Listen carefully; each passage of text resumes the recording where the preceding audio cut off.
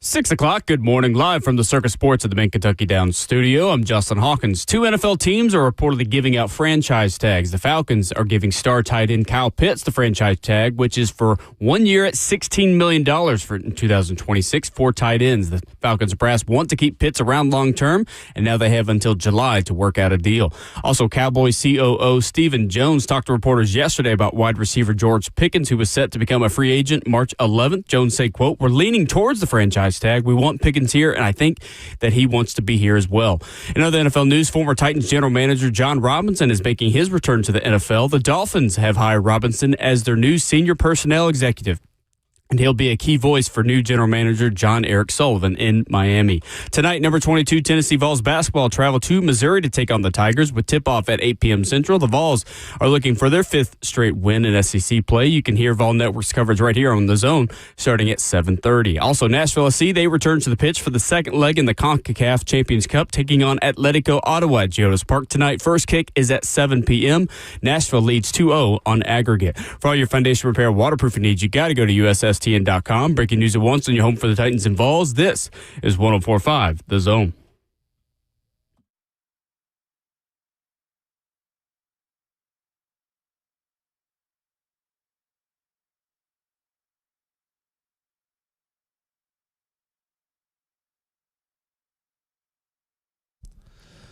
Away we go on this Tuesday morning edition of Ramon and Will. Good morning. Welcome in. From Indianapolis, I'm Will Bowling at the NFL Combine 2026. My goal is to not go outside all week. Ramon Foster is inside the 104.5 The Zone studios in Nashville this morning. Live for the 104.5 The Zone Circus Sports Studio. Kentucky's largest sports book can now be found at Circus Sports at Kentucky Downs. Justin Hawkins makes the show happen. Ramon, good morning. How we doing? Man, we're good, Will. Good morning, man. Happy Combine week, man. It's good vibes, I'm guessing, up there. New careers yet to be sprung, but hey, that's where it starts at in Indy. That's absolutely right. Good vibes, bad weather. Oh. It must be Combine week. It's the way it goes. That is the way it goes. I do feel like I saw a celebrity yesterday, though, and it wasn't actually a person. Whoa, hold up. Wait a minute. Where could you be going? A celebrity but wasn't a person? I know it wasn't the Indianapolis Colts like horse, because I don't think they use a real one to go on the field. Okay, like that's the only thing I can think of right now. What you got? Ramon, she is green, and oftentimes she's described as a goddess. Statue of Liberty? Nope, I saw the Starbucks where Jordan Schultz and Ian Rappaport got in the fight last year. That was the first landmark that I recognized. Like, yeah, okay, here we are. NFL Combine, let's go. Hey, what a time. Jordan Schultz, and who else was it? Was it Schefter? Rap Sheet. Rap Sheet. Mm-hmm. You're going to run into Rap Sheet too, man. And one thing I've learned about celebrities or famous people in general is this. They are smaller in person. Oh, always. He is slight in height, man, is what I would say. Yes. Yes. Okay. All right. You getting what I'm putting down? Correct. Man. Yeah. Can confirm.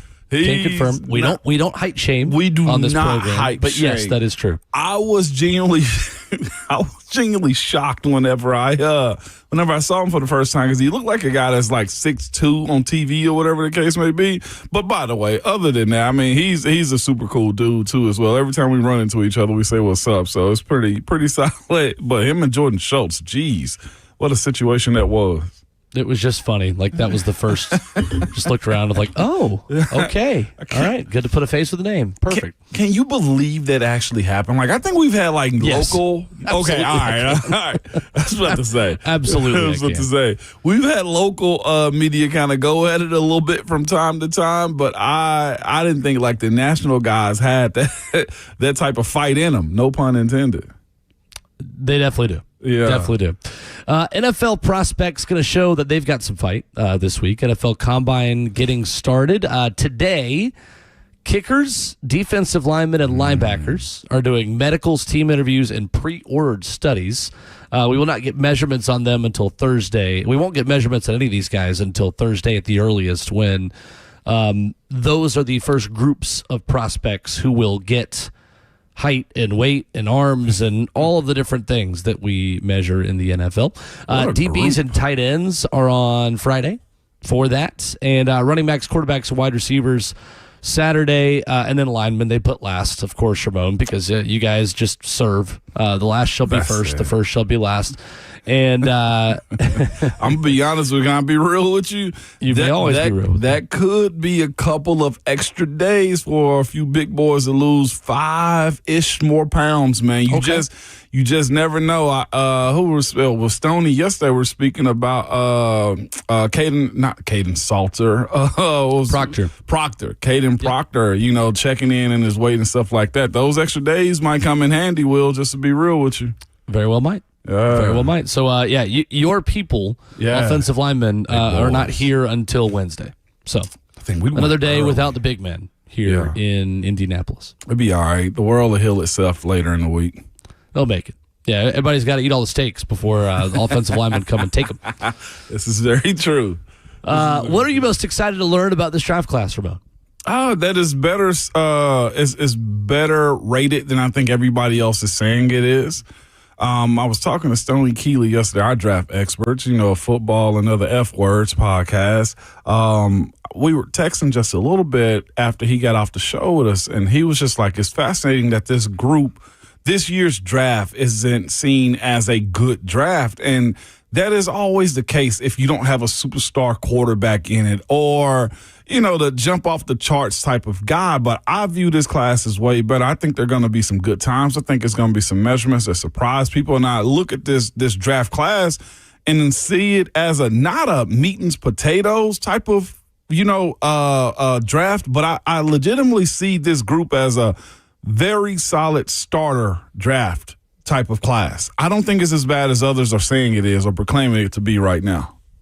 Why do you think that is? Is that luck of the draw, or is that for any reason in particular? I think it's a quarterback. I think there was such a huge lead up in the star power in which, about 8 quarterbacks that could have came out and declared this year that didn't come out, all but, heck, none of the ones that were preseason All-American and preseason first-rounders actually did anything. We talk about Garrett Nussmeier, we're talking about Drew Aller, we're talking about Cade Klubnik, Nico Iamaleava. A bunch of these guys were considered to be great in this class, and the questions of if Arch Manning was going to come out. So I'll start there first. There's question, and then you got to go to the defensive side of it as well. No big-time corner, no big-time edge, no big-time defensive tackle by name per se, because even some of the Clemson defensive linemen and defensive starters didn't get as heralded as we thought they were going to be coming out this year. I think they still will be solid, but I think you'll start there at those 3 prime positions: quarterback, corner, and defensive end. Nobody's really popping out the way you want them to. I think for me, I'm most interested to see what the wide receiver options look like because it does feel like edge rusher takes precedent in the first round at the moment. That's subject to change. That's subject to them falling in love with someone like Carnell Tate or not. But I do think that as we sit here today, the ideal plan would be to take the best defensive player in the first round and to take the best wide receiver in the second. Way too early to be making sweeping judgments like that with any level of confidence, but it's kind of where I sit today. So who are the wide receiver 1 potential guys that can be second-round options with the 35th overall pick? There are 2 guys who come to mind, and one of them I do think is rising up draft boards enough to be in the first-round conversation. The other one I think it might definitely be there based off his production. Where does KC Concepcion rank? Yeah. Where does he weigh in at? How fast does he run? Is he the kind of guy that can pop a number in the 40-yard dash that allows him to creep up into the top 20 or top 25? Or is he someone that we expect to be a burner that runs like a 4.45 or a 4.42, fast but not world-class speed? The question I have on KC Concepcion is dropping the football. He had 7 drops last season. That's tough. 919 receiving yards. The challenge with him, too, is he is so much of a catch and then go receiver. He's not as much of a deep target that's going to beat a defense down the field. He is I'm going to get the ball and I'm going to make 5 guys miss, and all of you know exactly what I'm talking about when I make the sound. and that's kind of KC, right? That is. Beyond that, then you get a guy like Malachi Fields, who I am fascinated in for the Titans. This to me today is my first draft crush, maybe, of 2026, Ramon. 16.5-yard average depth of target. So he is a deep threat guy. That was among the top 25 receivers in college football last year who were targeted down the field. 16 and a half yards, the average spot where he was targeted. Didn't have a ton of production, though, which is why you're probably going to be able to see him in that late first round, early second round range out of Notre Dame. 630 receiving yards last season. He only had 1 drop. He is a power forward, Ramon, and posting up. I see Ron Slay in the F and Beg chat. Posting up defensive backs on the low block as he kind of gets positioning. 5.5 yards after catch per reception as well, so he does have the ability in kind of catching and running.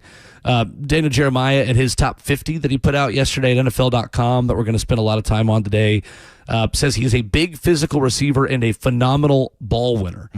Powers through press coverage and runs clean routes. Isn't super twitchy, but is efficient with his footwork, works back to the quarterback well. He wins a lot of 50-50 balls down the field and in the red zone. Ramon, I don't know about you.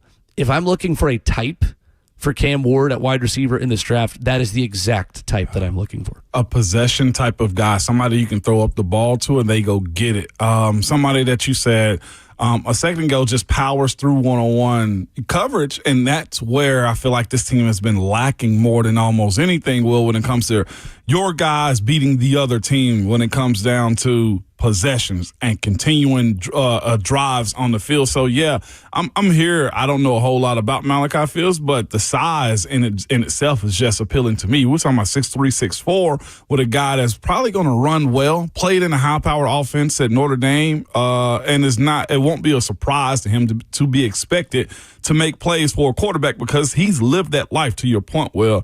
What's his receiving average again? You said about 17 and a half yards? His average depth of targets was 16 and a half yards. Yeah, so he was targeted 16 and a half yards down the field on average every time he was targeted. When you mentioned his size, his abilities, I just related to the AFC South. It sounds like Nico Collins, DK Metcalf types. I know DK is known for his speed, and it'd be fascinating to see as big as Malachi Fields is. How fast is he as well? If he can get, a low 4.5 at that size, oh, my gosh, we're cooking with gas. We don't want him to run too fast then, Ramon, because then he'll be a first-round pick. It's that balance between you want the guys that you like to perform well, but you also don't want them to perform too well. No doubt about it. With the 35th overall pick. I'll tell you what also, I don't know how it's going to perform well today. So my coffee, I hadn't sipped it yet. I was off the wires yesterday, okay? Give me about 35 minutes. We'll see what we are. The show is entertaining when you're off the wires. What do you mean?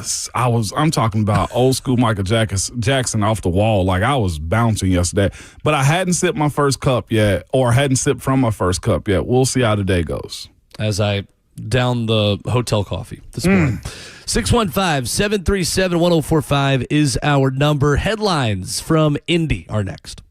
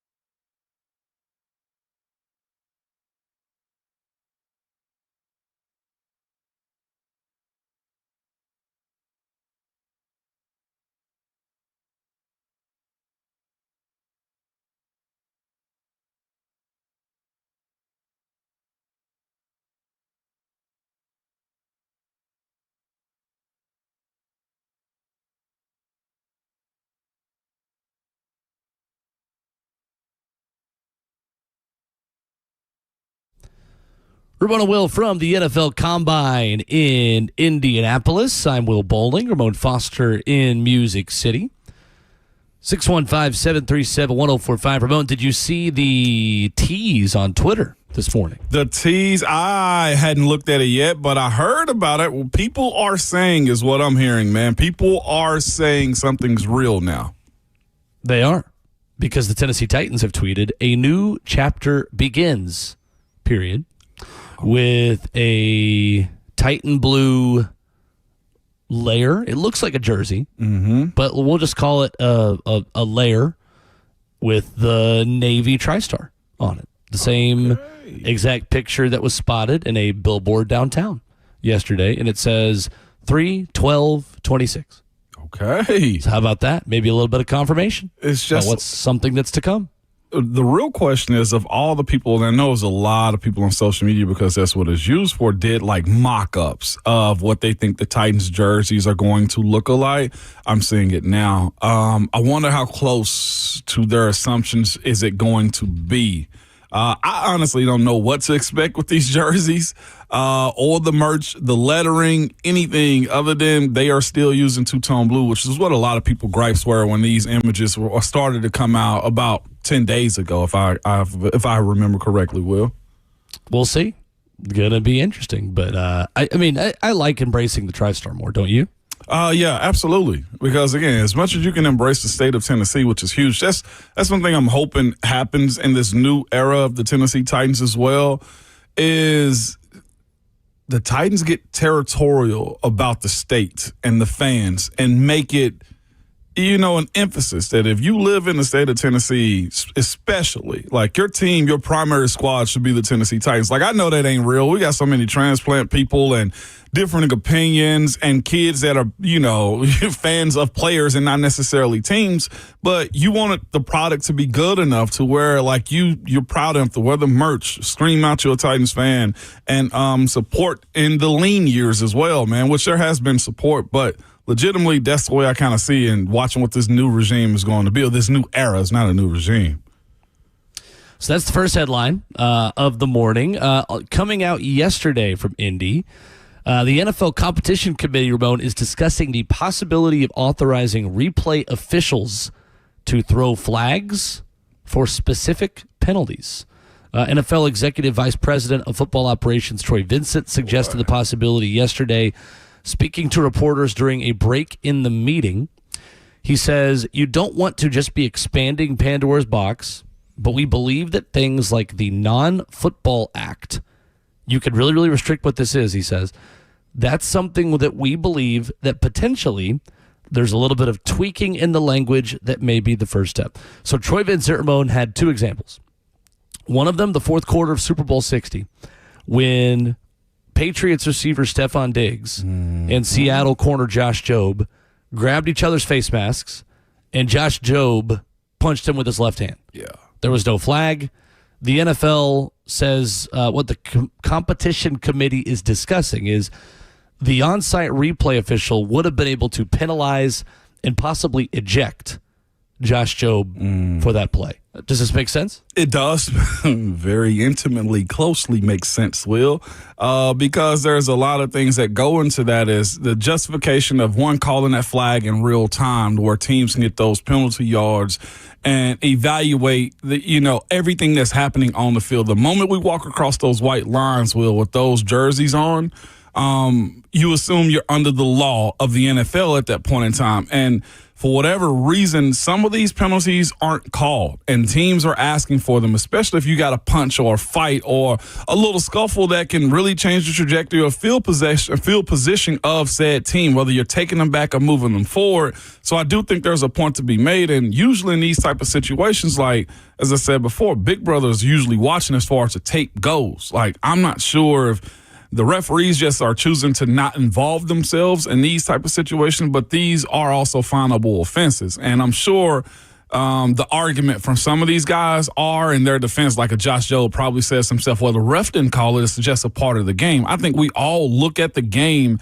and say to ourselves, like, well, that's just the flow of the game. Well, that's just a situation in which the referee allowed it, so it's okay. Well, the NFL also has rules. The NFL also has the integrity of making sure that what they show on national television, especially in the Super Bowl, doesn't become normal for everybody else. And that's why I think Troy them are making that stance. And I'd guess for sure Vrabel was loud about those types of things because, if I'm not mistaken, it may have happened on their sideline as well. I believe it did. Yeah. How many times when you were playing did you have moments like this where you witnessed something in the game that, like, factually was a penalty or factually could have easily been changed? Not your judgment, not you thinking that you got away with holding when you didn't, or vice versa, but things that you knew, like, oh, if they'd seen that, that's definitely 15 yards. A lot of it. I've seen coaches on the sideline get involved with stuff. I don't want to make it seem like it's a lot like it's normal, but I played 11 years, so there was a lot of things that happened over the field. Yeah. I've seen guys, man, it's going to gross some people out, like spit on guys. I've seen guys step on guys' ankles. I've seen guys do abnormal non-football moves and actions that, to be quite honest with you, Will, shouldn't be allowed on any sporting field. Not even in basketball, not in rugby. And some dudes know how to get away with that type of stuff. So yeah, I'm a fan of being able to remove the petty stuff from the game. And that's what it is. It's guys that are slick that, the teacher's pet that never get in trouble. Like, those dudes continually play NFL football as well. And it's something that I don't think, like Troy Vincent said, that you need to just micromanage everything. But there is a situation in which you have to be able to regulate what guys think they can get away with. And that's just what it is. Well, we are, as a society, line steppers. And what's the old saying? Like, if you're not cheating, you're not trying. That's the other part of it as well. Is some guys trying to find what you would say the winning edge by trying to get other people to react, and that stops this type of stuff, because going outside of the game and making it personal or getting your lick back plays later is never acceptable. So Troy Vincent said himself that there is hesitation, but the league could start slowly to see how this goes. NFL owners have previously been reluctant to allow replay officials to throw flags because they feel like it would be substituting the judgment of on-field officials for those elsewhere. I feel like the sentiment around the league is that this is a really slippery slope. No. That if you start to give the eye in the sky the ability to throw a flag for something that was missed that you believe is factual, that's the way I see it, is like, was a punch thrown? Okay, throw a flag. Mm-hmm. To me, like, where I think this could go is, was there a face mask that was factually missed? Like, things that aren't as much judgment and are more black and white, I think makes sense too. I don't know why we do things in our most important games with replay assist in the playoffs that we're not willing to fix and correct in the regular season just as quickly. I mean, they've got all the resources to be able to buzz down and, hey, actually, you're going to want to go fix that real quick. And we do it in the playoffs, and I don't know why it's not more enforced in the regular season. And that's the thing about it, too, and I'm sure everybody knows this, with the broadcast and the money that the NFL has, there's a nonstop rolling camera. There's camera angles at the field level, above you, on the side of you. It's literally all around you, from the pylon all the way through. And what the issue may also fall into is this too, Will, is when these guys present their cases, if they do get fined, their justification is if it was allowed on the field. And that right there could or could not hold court depending upon how they present themselves. And that's where this removes that gray area when it boils down to what's flagged, what's fined, and how you regulate the game too. But I'm with you.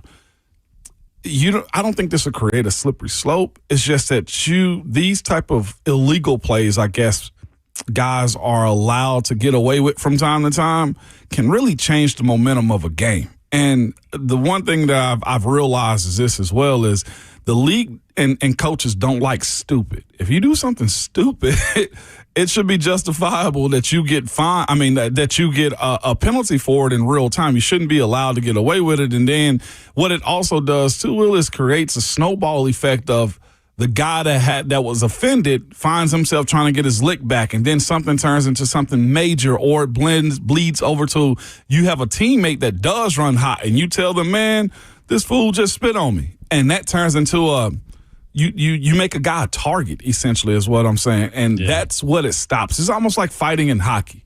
You kind of just got to let it happen, and then it ends, I guess. Football doesn't have that, so you got to nip it in the bud as quick as you possibly can.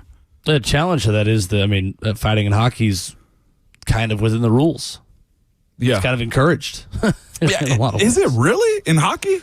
Encouraged isn't the right word. It is tolerated. How about that? Okay.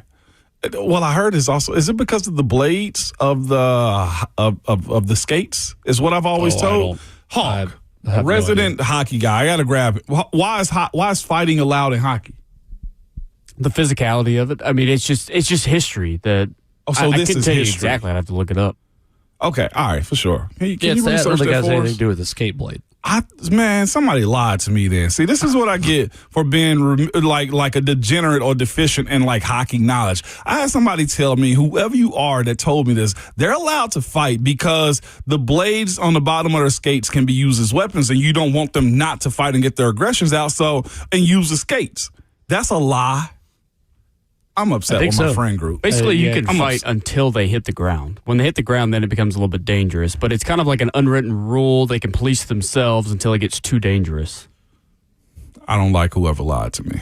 Okay. I feel bamboozled here. Back to the NFL. Bones Fossil joining meetings to discuss kickoff returns and how to lower the percentage of injuries specific to the returner and the tackler on the play. A group of special teams coaches that included Bones and Broncos coach Darren Rizzi. Ramon, there is no human in the world that loves special teams more than Titan special teams coach Bones Fossil. They're a special type of coach, man, and breed. I can see why he turned into interim coach, because that is, and I tell people, we always dismiss the special teams component of the game and just say offense and defense. No, special teams plays a huge part as well, because it's the one coach or coordinator that's got to have a relationship with all 53 players on the active roster, because there's got to be something that you got to be able to ask of them so they understand the game a little bit more. Danny Smith, who was our special teams coach in Pittsburgh, is one of the best ones at it. And here's what you learn about them, the same as Bones Fossil. They know every rule. They know every type of player. They know the ins and out usually of game management, because that's what they specialize in, is game management for the other sides of the ball. And they have to be intimately involved with the players. I feel like almost more than any other position on the field, it's the coordinator. If they mess up, their job is more noticeable, I think, than almost anybody else. Yeah, we've not really talked about Bones being a big resource for Saleh too, have we? No, not like that. But he is, Will, because he definitely is. Right. You get the ins and outs and understanding of players too, and here's the other side as well. Whenever there's a position player, and I go position players, let's go linebacker, safety, or tight ends. Like, they got to know the health of those guys, or if those guys are hurting on those plays too, because they build their 11 on the field out of everybody else's group. So they're usually one of the best communicators on the team, and most coaches that I've known usually treasure those coaches more than I think the public understands. Sure. Josh writes in, Ramon, at DadLife13, says, at Ramon Foster, my feel is that hockey has become what the NFL used to be. The refs literally back off and allow players to fight until one goes down, and we are worrying about a man swiping a helmet. It is just one more micromanaging of a game that wasn't meant to be micromanaged. Nah. I would say this about it. Football can get ugly. One, you don't want a player, or I'm going to say product, but that's because that's what it is. You don't want a player or investment breaking their hand, punching a helmet. I've seen that before. I've seen guys get cut for it. The other side as well, too, like, there's more traction on the football turf than it is on hockey. Like, I mentioned the skates and what it means. Like, if a guy falls down on a football field, I immediately think I'm going to stump them out with my cleats. So it's that side, too. Like, it can get real ugly. What I'm going to say next is not to minimize everybody's thinking, but I don't think the general public understands how much control and restraint football players have in those moments. Well, yeah, you've got to flip a switch every 6 seconds from max violence to being model citizens. Yeah. And that's a really hard flip to switch, I would imagine. And that's not to minimize Dad's life's point there, but guys legitimately, to your point, flip a switch. Guys have to go from being the ultimate jerk to cerebral and thinking about the next play, but is met every single time with physicality or how much can I dominate you. I'm not going to disparage hockey per se. Let's go because it's a physical sport. But I do look at the interchanging that they do as somewhat alleviating them of anger because they get a break. Like an offensive player, defensive lineman, offensive lineman, or linebacker to running back, I don't think you have much time to remove yourself from getting bodied each and every play, if that makes sense. The physicality doesn't stop, and it does become a dog-eat-dog world when you look at what football is. I don't know if hockey possesses that. Yeah, offensive linemen don't have line changes, do they? No. There are no line changes. There's just a more angrier defensive lineman that jumps in every 3 plays. Yeah, right. Never Yeah, looked they at it have like line that. changes. You don't. No, we don't. And is met with a bunch of anger. Do hockey players play with anger like that? That's my next study I have to find out. 100%. 100%. They have different avenues to channel that through. Yeah, I guess so. If we were allowed to fight on the field, one, the optics would be terrible. You'd have people pulling helmets off and slinging them, Myles Garrett, often. It would be an ugly sight. I don't think people want that. I genuinely do Games not. would take longer, too. Yes, they would take long. They're already long as heck anyway. Yep. At least in college. Yeah, right. A little bit of good news from the NFL this season. ACL tears were at their lowest percentage, Ramon, in the past 7 years. NFL officials pointed to changes with the kickoff, 10 teams participating in an ACL injury prevention program, as well as possible reasons for the decline. It's positive. Yeah, it is. I've always been a huge advocate of continually advancing the technology of the football game. I've always mentioned the helmets, of course, that's always important. One thing we didn't speak about, and this was around the era, I think 2013 to 2015, the Liz Frank side of injuries, the foot injuries that guys were getting, ACL injuries that guys were getting, and we started asking the league, we got to start studying the cleats. We got to start studying the turf. We got to start looking at this type of stuff. And I will also add this to it too, Will. This just, I think, pushes back at the notion that the NFLPA has been asking for when you mention that they're reporting ACLs is now. NFLPA and some players are pushing for grass, natural turf in all 32 stadiums. So you telling me the ACL tears are down pretty much pushes back at the PA and other players on saying we can't guarantee you guys going to have natural turf as well. Right. So I ain't going to say it's propaganda, but it's a little bit of public pushback. It's fair. And then the Falcons plan to place the franchise tag on tight end Kyle Pitts. As ESPN's Jeremy Fowler reports, Kyle Pitts likely keeping his time in Atlanta going for at least one more season. He stands to make about $16.3 million in 2026. They have until July 15th, Ramon, to find a long-term deal.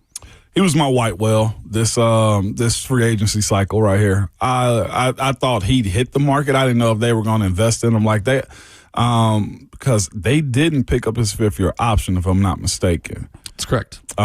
So they used the other rule that they was capable of using. I would have loved to have seen him in Nashville. Yeah, I would have too. Yeah. Would have made a lot of sense. I mean, especially for that kind of conversation we were having at the beginning of the show about the kind of receiver that I think this team could really benefit from. Mm-hmm. By the way, they did actually pick up his 5th-year option. They did pick up his This was option? year 5. Yeah, this was year 5 for him. Okay, all right, for sure. But it also goes into just to revisit, because I feel like we try to make sure we are above board with our listeners. I had him at the top of my free agency list. This is just one of the off-season conversations of how you don't know it's going to unfold. Now he's off my big board, so take that. It's tough. That's tough. Coming up, Daniel Jeremiah's top 50 players in the draft at NFL.com has a player that I'm surprised came in at number 1. We'll talk about that coming up next.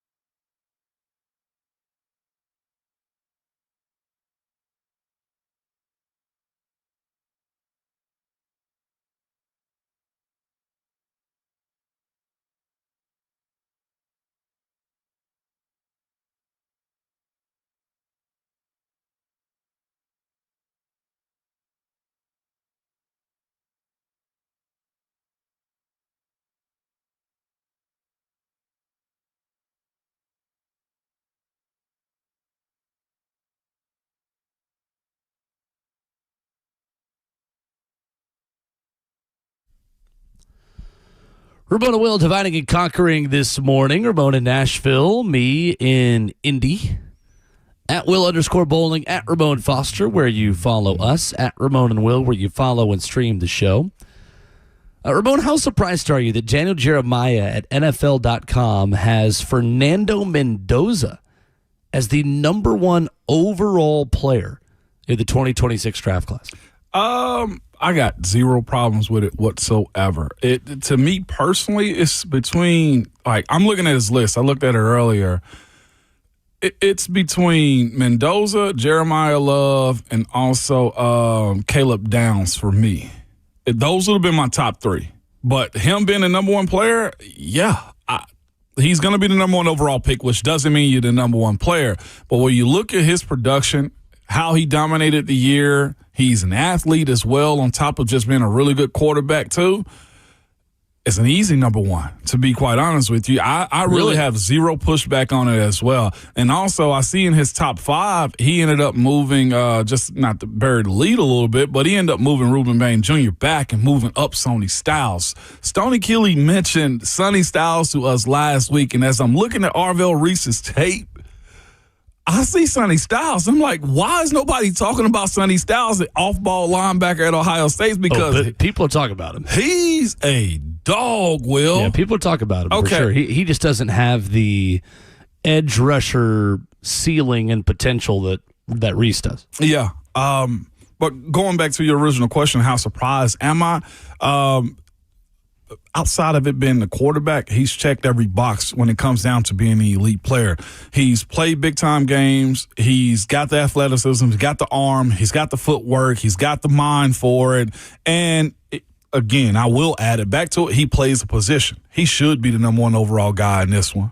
I got no pushback on it. Do you have it in this one? Yeah, I do, not because I'm diminishing what Arvell Reese did this year, but more so I am giving so much credit to what those other guys did. Okay. This season. So Fernando Mendoza had 41 touchdowns to 6 interceptions, 9.3 yards per attempt. I mean, phenomenal numbers. 72% completion, 3,500 yards.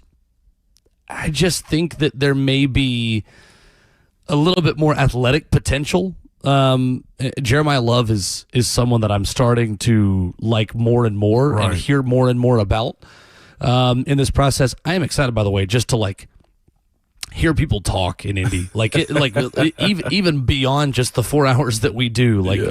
What are people telling us on Titans radio and saying in St. Elmo's? I don't know. We'll see. So, but that is already someone that you could tell that there is a lot of love for in this draft class.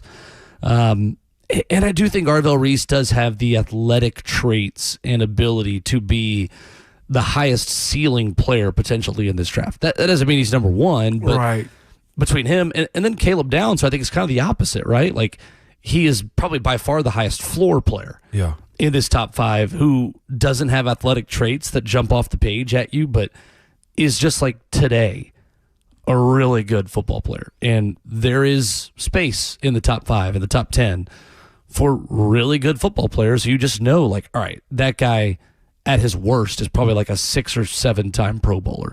Like, he's not going to be, someone that just doesn't show at all. Now, he might not be all pro, but solid football player. I'm a bit surprised to see that with Mendoza. I mean, I think a lot of what he was good at this season was rhythm and timing and RPOs. And I mean, obviously I'm not going to box score scout Fernando Mendoza because the guy won the Heisman and the national championship. There's not much else that we could have asked for him to do that he didn't do. His passing touchdowns the regular season were third most in college football, just 5 interceptions. The average depth of target where he was throwing the ball within 10 yards, 9.5 yards, 123rd in college football. It's the pressure to sack ratio, Ramon, that worries me on Fernando Mendoza. 15% of the time he was pressured, he got sacked. That's not totally ideal. You want to see him getting away from pressure a little bit more and finding more solutions versus taking sacks. And I think that's something that he's going to have to understand as he begins his NFL career. But Yeah. I don't know. It kind of a long way to answer the question to say it's not that I have that many red flags on Mendoza. It's that I may have more yellow flags on him and just green flags on other guys. For sure. I get that. But it's also easier to critique that position because he's holding on to the football and you directly see his production. Also fair. More so than almost anybody else. I look at that situation, I'm hearing you speak of it, and I say this is a perfect Tom Brady quarterback, to be honest with you.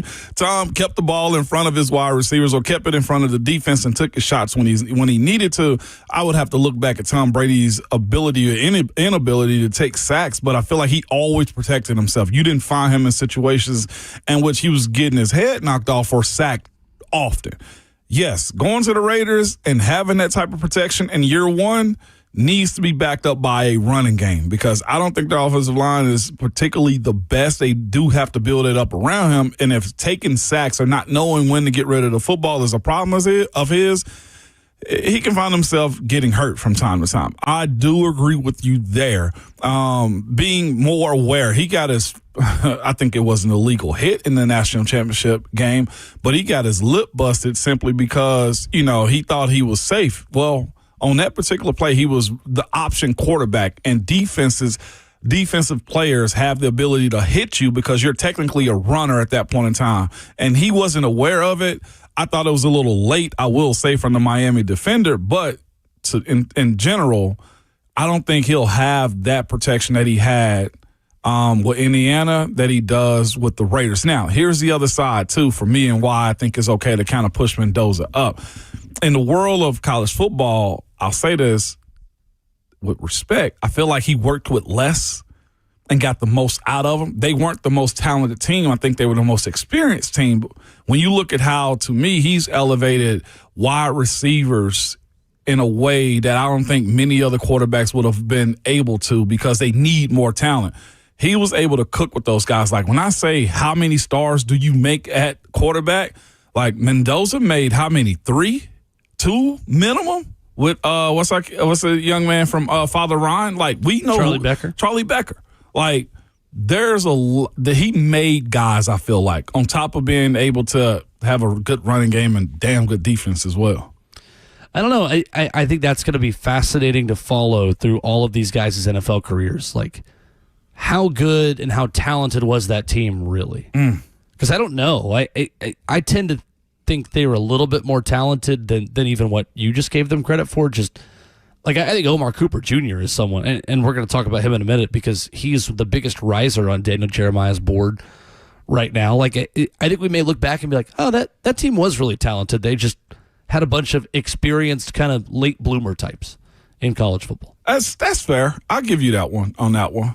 But on the surface level, the way everybody spoke of them in the preseason, nobody expected this. And no, it's true. He made some dogs out of those guys, man. I just think we have to adjust our perspective on it away from what they were in preseason at this point. Understood. Yeah. We'll dive into what Daniel Jeremiah says about the other top 50 players in the draft. A little bit of surprise on 2 and 3 as well, and where 2 Vols check in. Only 2 Vols, not a third one. We'll talk about that as well coming up next.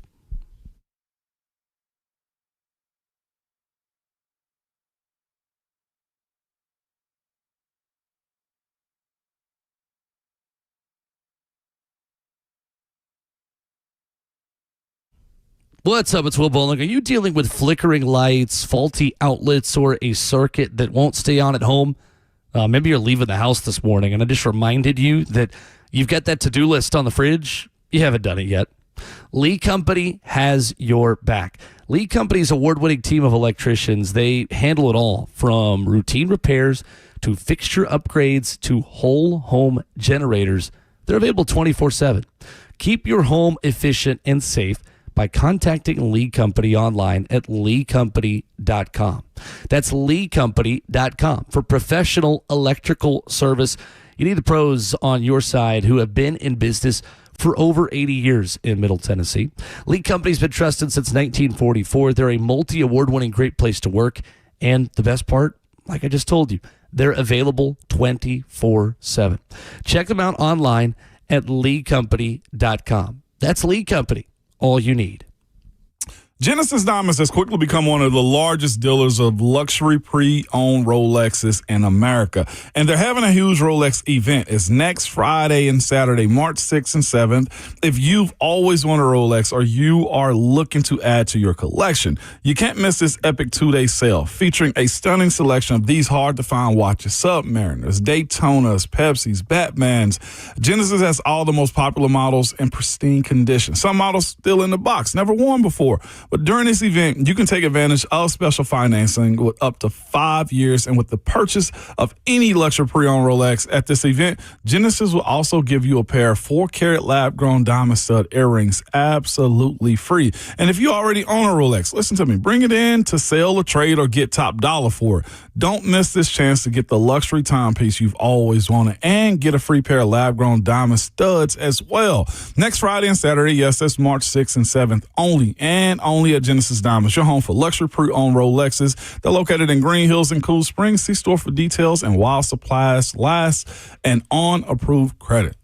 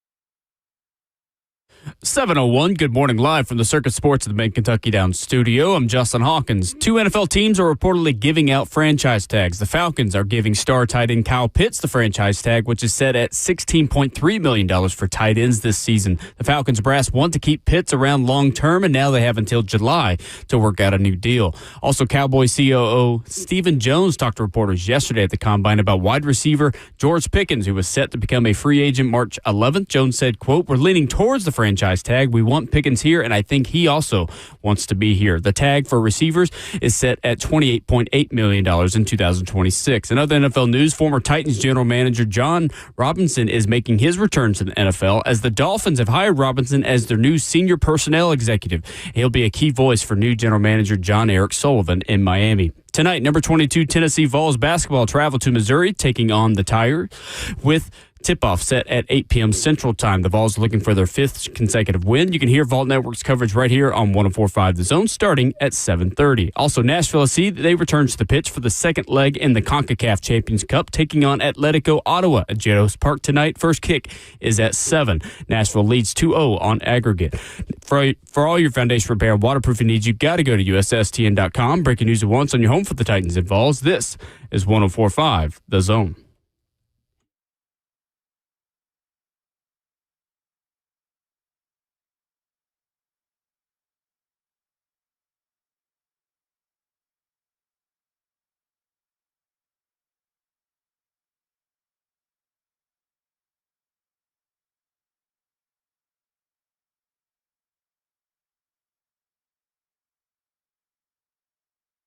Hour number 2 getting started on Ramon and Will. Good morning, and thanks for being here. On 104.5 The Zone TV, Facebook Live, YouTube, Twitter, or Twitch, where you stream us. He is the 11-year NFL vet, Ramon Foster. I am Will Bowling, determined not to go outside in the city of Indianapolis. Taylor Zarzer is going to stop by coming up in 15 minutes. Austin Price joins us at his weekly time at 8:20 this morning. And Steve Palazzolo of the 33rd team, literally, Ramon, maybe the first person I saw when I got here. Straight up. Will join us at 9:20 in the show as well. Yeah. Apparently, he went to the same college as Secretary of Defense Connor Hellebuck. Really? UMass Lowell. Did not know that. I know he's 6'10". You say you couldn't miss him, and that's for doggone sure. You pass him, you know who Steve Palazzolo is at that point in time. But he's a real cool human being as well, too. I'm looking forward to the conversation, get him on the front end of these guys weighing in, running, and displaying their talents, Will.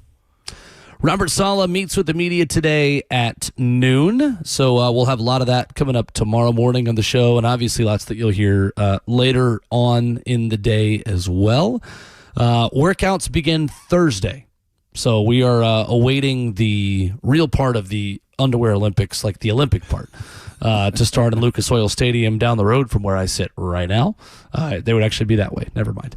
I'm looking out the wrong window. Well, there's one window, but I'm looking out the window that is not the direction of Lucas Oil Stadium. And measurements will start then as well. So you will not see hand size. You will not see arm length. You will not hear about all the numbers, Ramon, that we care about this time of year until Thursday at the earliest. Let's go. That's going to be good stuff, man. And by the way, the reason you tell them why you keep mentioning if you don't have to go outside, you don't have to, because downtown Indianapolis is a safe haven for cold weather. It is. There are sky bridges everywhere, if you are unfamiliar with this. So, you could take a sky bridge, like from where I'm sitting right now, to the convention area where the rest of Radio Row is and people who have tables there are this morning, and I'll make my way over there and do some OT podcasting, official Titans podcasting with Titans Radio, and talk to some folks today, and looking forward to bringing that knowledge to the show all week. Yes.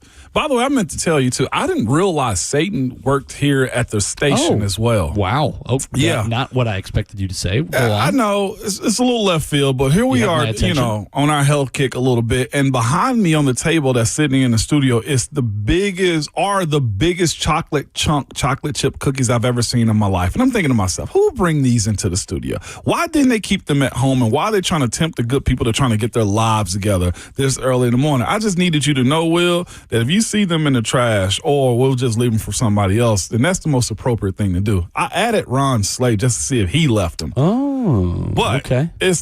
I brought healthy snacks in. These people brought in chocolate chunk cookies, and I'm thinking to myself, why? We're trying to get right in life, Will. I mean, there is a quick fix you could do. What's that? Put them in our break room, open the bag, and just watch the vultures swarm. I mean, Buck, Lucas, and Bert aren't there, so it'll take a little bit longer. Well, Bert and Lucas aren't there to eat them. Buck would turn his nose up and act like he's too good for chocolate chip cookies anyway, because that's what he does. And so it would last a little bit longer, but like those wouldn't make it back to 3HL if you just put them in the break room. Man, never a good opportunity to leave chocolate chip cookies around, man. And of course, they could be eaten at any time too. But I'm gonna pass this morning. Okay, good for you. I'm proud of you. Very proud of you. I would eat them, but Just that's okay. That's just me. For somebody just texted me. I will not say who it is. They said somebody stole them from downstairs. It was like, throw them away. There's no need for us to have them upstairs. Stole them from downstairs. Yeah. Wow. Okay, we'll just put them in the downstairs kitchen. That's crazy, man. I'm taking them back on the next break, man. These belong downstairs. You can't be up here trying to tempt us with this. I didn't realize we were into stealing like that. Daniel Jeremiah says that Jeremiah Love is his number 2 prospect. Yeah. Ramon, as he makes a top 50 on NFL.com yesterday, writing about the now former Notre Dame running back. He has elite speed on outside runs to capture the corner and take the distance. He has a rare ability to make defenders miss without gearing down. His spin move is electric in the passing game. He can run routes like a wideout. He's smooth, polished, and natural. He plucks the ball effortlessly. In pass protection, he is both aware and willing, but he's best utilized out in the route. Overall, Jeremiah Love is a home run hitter and will immediately expand the playbook for his drafting team. Ramon, does this interest you for the Tennessee Titans with the 4th overall pick? Just because he's one of the best weapons according to this list, Will. And like Daniel Jeremiah has been doing this for a long time. He understands what talent is. Do the Titans have a need? I mean, an immediate need? No. Is there an opportunity for them to get one of the best players in the draft if he is passed up in the first 3 picks? Yeah, like you really have to strongly consider this. Like I look at what Notre Dame did this year and watched his tape and watch him play. You see everything that he said. He can catch the ball. He can run. He's got good break enough speed to where he's a threat every single play. You don't have to worry about are you running or are you passing because you can do all those things when it comes down to his game. What sucks for him is this, for Jeremiah Love and Daniel Jeremiah. He's talking about a running back in this era of football.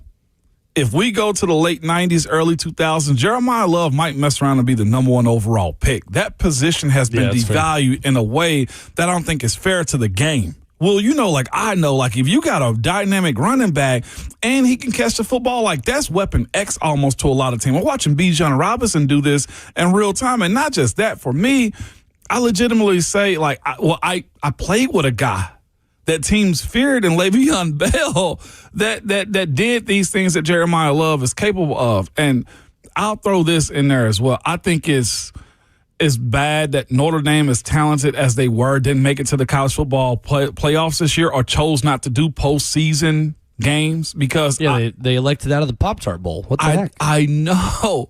But I look at that and say, if they hadn't made a playoff run, I think with his abilities and that team, his legend would have grown even more so. You know that the same way I do. The reason we'll see Ruben Bain the same is because he had redemption in the playoff run that they had.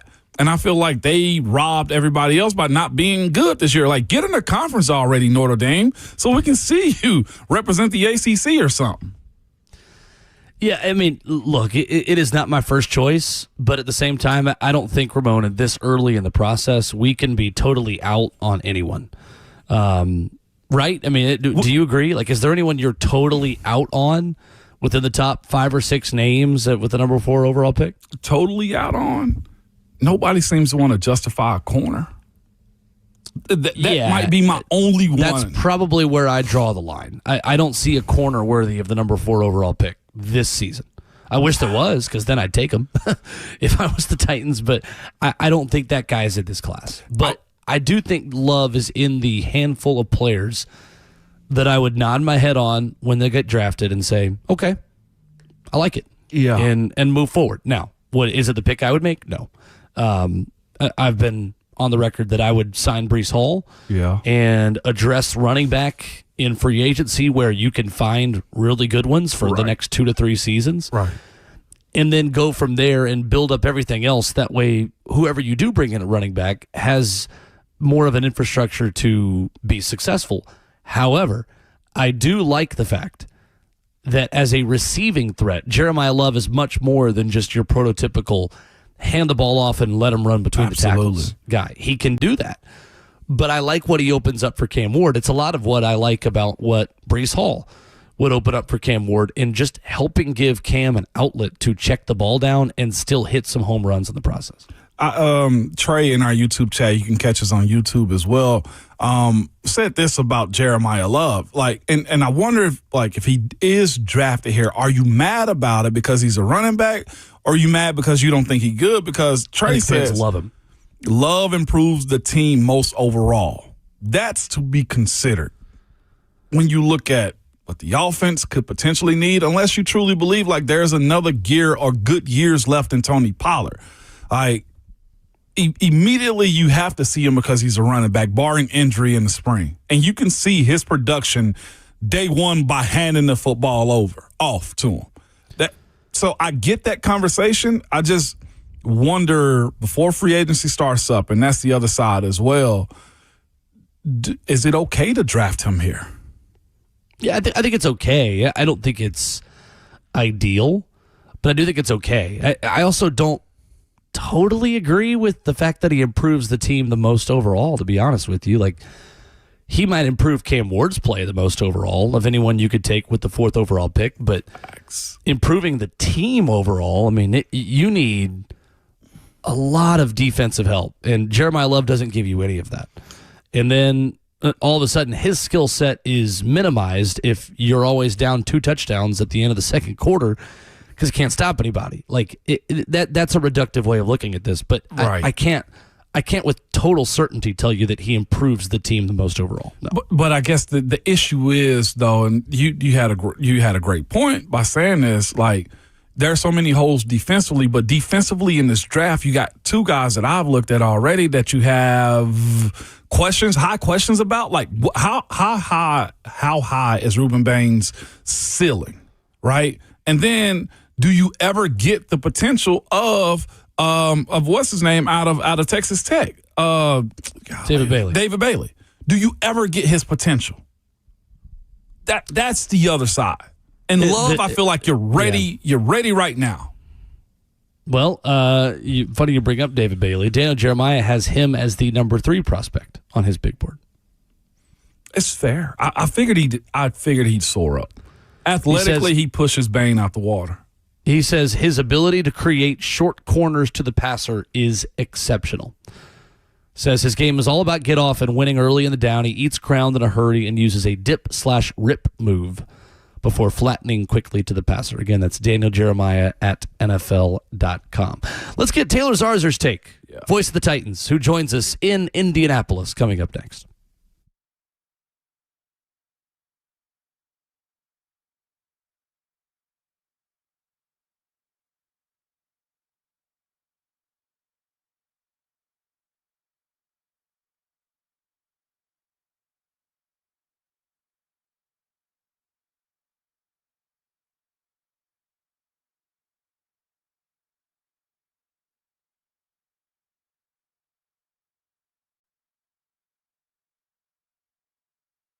It's Ramon Foster here. I want to tell you guys about my friends at Jewel Roofing and Exteriors. They are a trusted, family-owned Middle Tennessee company that's been serving from Clarksville to Murfreesboro for over 25 years.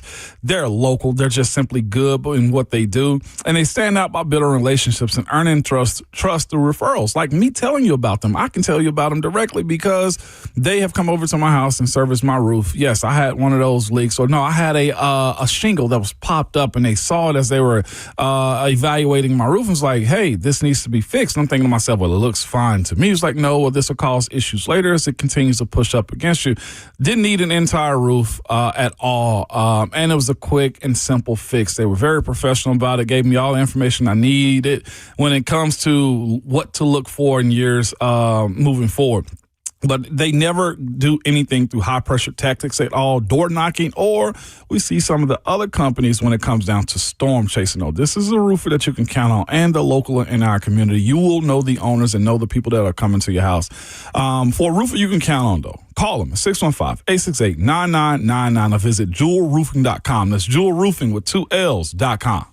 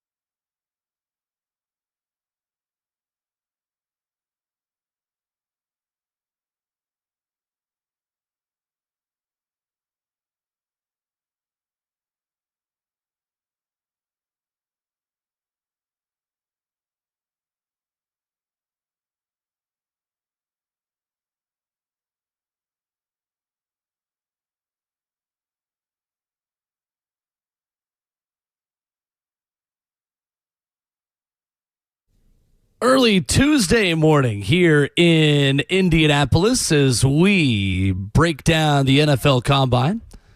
Dividing and conquering this morning. Ramon Foster in Nashville, myself, Will Bowling in Indianapolis, joined by a man who is right down the way. Taylor Zarzer, voice of the Titans, joining us this morning, previewing NFL Combine coverage 2026. Taylor, have you been outside since we stepped out of the car and got here in Indianapolis yet? For no reason whatsoever. Absolutely not. And that drink in my hand right now is coffee. I just want to be clear.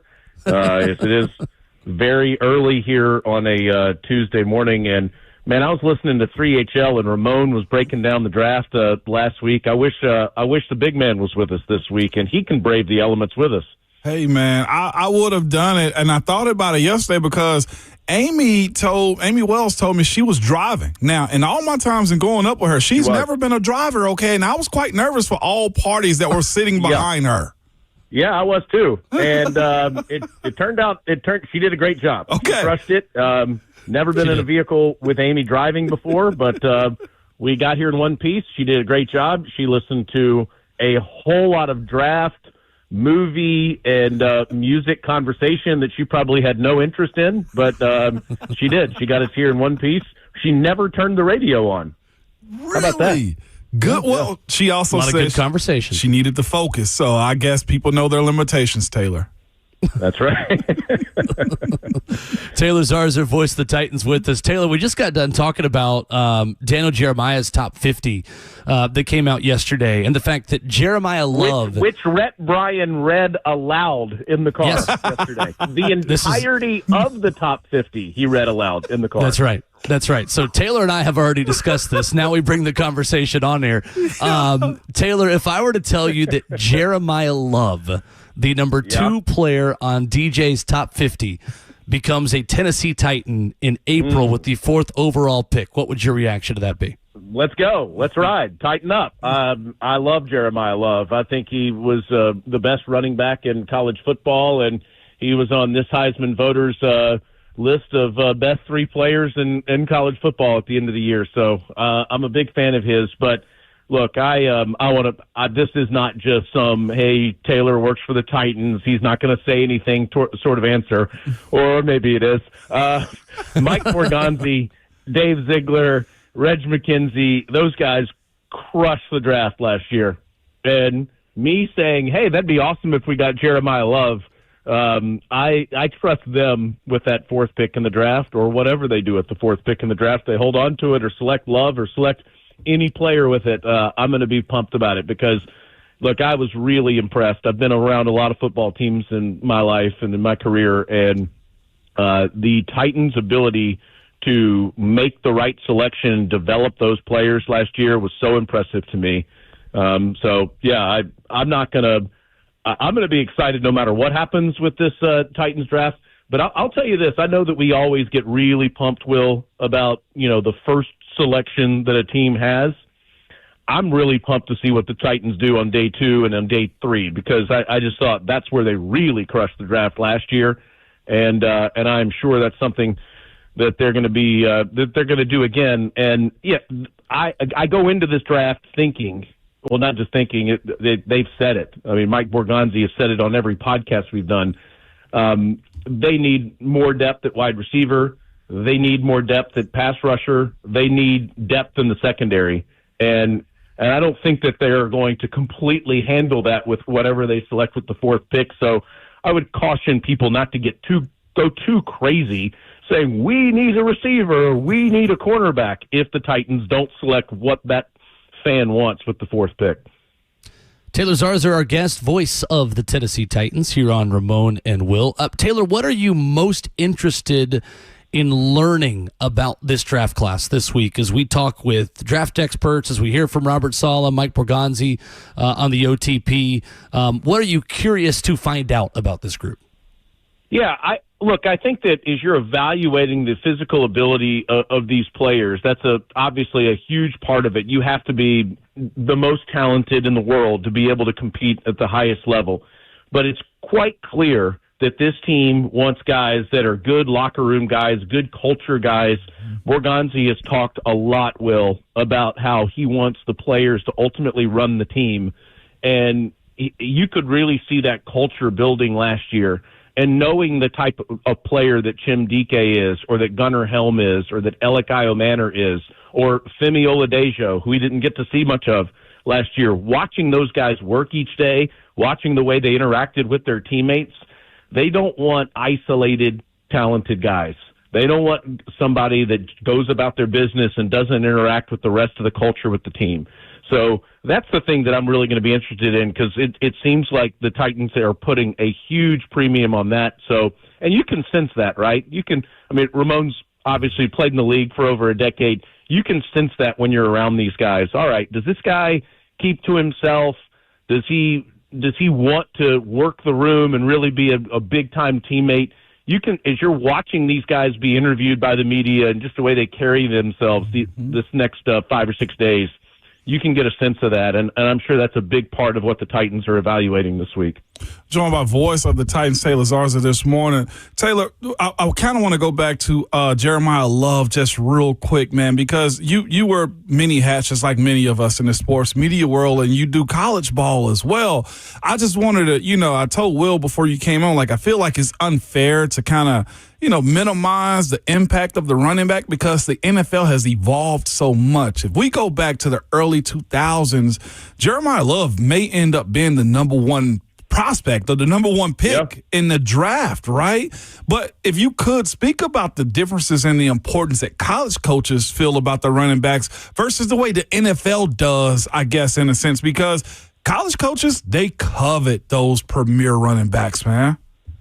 Yeah, they do, and you still really have to be able to move the chains. You can rely on a guy to carry the ball 20-plus times at the college game. You're still seeing that a lot at the high school level as well, and you just, as the game has evolved, as you have seen, Ramon, a pass catcher out of the backfield has become just as important as somebody that's able to run the football out of the backfield. And that's where Jeremiah Love is fantastic. Love is really good on the perimeter. I want to see a little bit more from him through this process, or I want to see, I guess, the best evaluators answer the questions about how good he is between the tackles, how good he is as you say, A-gap running behind the center, running right at the line of scrimmage, right behind or taking the ball from the quarterback and running right at the defense. That's where the Titans, I think, really need to show some improvement from last season. Late in the year, Tony Pollard gashed the Cleveland Browns doing that. I want to see if Jeremiah Love, if everybody feels that he's going to be terrific at that. I'm not expecting Derrick Henry to show up in this draft, but the Titans had the greatest standard at that for so long, and I do think that that's something that the Titans want to really get better at in the National Football League in 2026. But going back to what you said, you're right. The running back position in the NFL is so different now, and it feels like they're a dime a dozen. Yeah. And you can have them for a couple of years, and then you can get a new one. It's so rare to have a Derrick Henry in the league because of what you're asking the running back to do now and catch so many passes out of the backfield. At the college game, you can, if you got a guy like Love, like Notre Dame did, you can give that guy the ball 25 plus times a game, and you don't have to throw the football and send it all over the lot like so many other teams are doing. So you're right. There's a little bit of a difference between the college and pro game in that way. It's fascinating, man. So Jeffrey Simmons spoke a little bit at the Super Bowl, man. I had this questions about him is because of what he was asking for as well. But he says, go get Reuben Bain Jr. Now, Jeff's not in position to make that call, okay? He can have suggestions, but it falls on Borgonzi and Chad and everybody else in the mix. Taylor, I kind of just want to ask you the questions in your first year on the job, watching him do work. This man turned himself into a first-team All-Pro, a Pro Bowl starter as well. What was it like this year watching Jeff as you look for new prospects this year at the Combine and kind of help him be even better next year? There's two things that I was really impressed by. One, the way that he's changed his body. Yeah. In the last 12 months, he has become he is such a leaner person now than he was 12 months ago, and he honestly looks like Aaron Donald now, who, of course, just dominated that position for so long in the National Football League. And you can tell guys like that had a huge impact on Jeff. And now that Jeff has seen his play go from one level to the next, you can tell he has all this confidence. He has this peace of mind about, man, I invested in myself. I changed my body, and look what happened. I can still do this for a long time. I don't want to just go chase a ring somewhere. I want to be here to turn this program around. The first thing I saw was what he did to his body. The second thing I saw was the leadership. As you know, once you get to a certain age in the NFL, you've been in the league 6+ years and you're a star, they'll give you a lot of rest days during the season. And so one of the pads days in practice late in the year, Jeff each week was taking a rest day.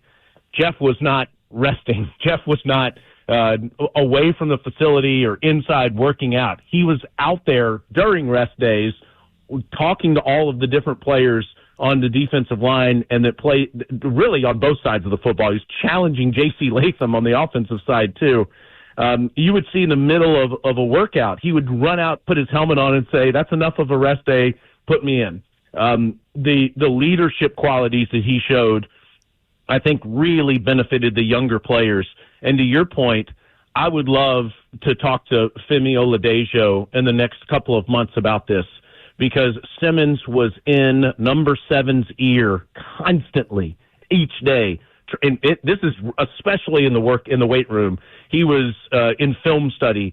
He was constantly talking to him about how to become a better pass rusher. And I think that Jeff will have that impact on any player that the Titans bring into their program this offseason. Taylor Zarzer, voice of the Titans, with us this morning from Indianapolis on Ramon and Will. Taylor, a very broad question for you, but I'm curious who stands out when I ask this. Is there anyone in this draft, it can be first round, you can go day 2, who seems or feels like a Titan and the type that you feel like this organization is looking for based off of what we know about this class so far? Interesting. I'd love to hear your answer to that question. I would probably say Ruben Bain feels like a Titan in terms of what I think Robert Saleh likes out of a 4-3 defensive end and the motor and physicality that guy plays with. Yeah, that's a good pick. Mansour Delane at LSU. I did an LSU game late in the season, spent some time with him in the facility as they were going through a trying time transitioning from one coach to another and had an interim coach. I was really impressed by his leadership and just how I did the Arkansas game. And, you'd think, it's a meaningless game and LSU's out of the national championship picture and they have an interim coach. I really was impressed by his leadership for 3+ hours and in practice that week. So, and obviously cornerback is a place of need. I don't know if the Titans are going to be in position to take Delane, but he's one of the top cornerbacks in the draft. So he'd be somebody early I would look at. Again, there needs to be a real premium on somebody always being in the facility, always being around their teammates, especially as you're trying to build a culture. That's so important when you're trying to take a team from having the first pick in the draft, coming off of 2 consecutive 3-win seasons, turning a team around. You have to have guys that really want to turn it around. And at least briefly, in my experience with Delane, I was impressed by that. So I would love to believe that he's the kind of person that the Tennessee Titans are looking at. Taylor, when you look at the new introduction to the Tennessee Titans staff, Robert Saleh is slated to speak, I think, today. He'll be doing some stuff with you guys as well. Optics don't mean anything because the results on the field is what matter at the end of the day, man. But, Taylor, I think we see that most of the NFL world is respecting this hire, this staff, and the expectations that he'll have for this team and how he can turn it around. What do you expect, I guess, from that buzz in Indianapolis around this new staff that the Titans have put together? Yeah, I think that everybody's impressed by it, and they should be. You have 4 guys now on the staff that have been head coaches in the National Football League. Bones Fossil did it at an interim level, obviously, and he comes back as a special teams guru. He's like teaching seminars on how to teach special teams and how to abide by the rules in the National Football League while he's up here. at the combine. He's so impressive, and everybody is impressed that they were able to retain him. And then on top of that, the new coordinators and the new head coach.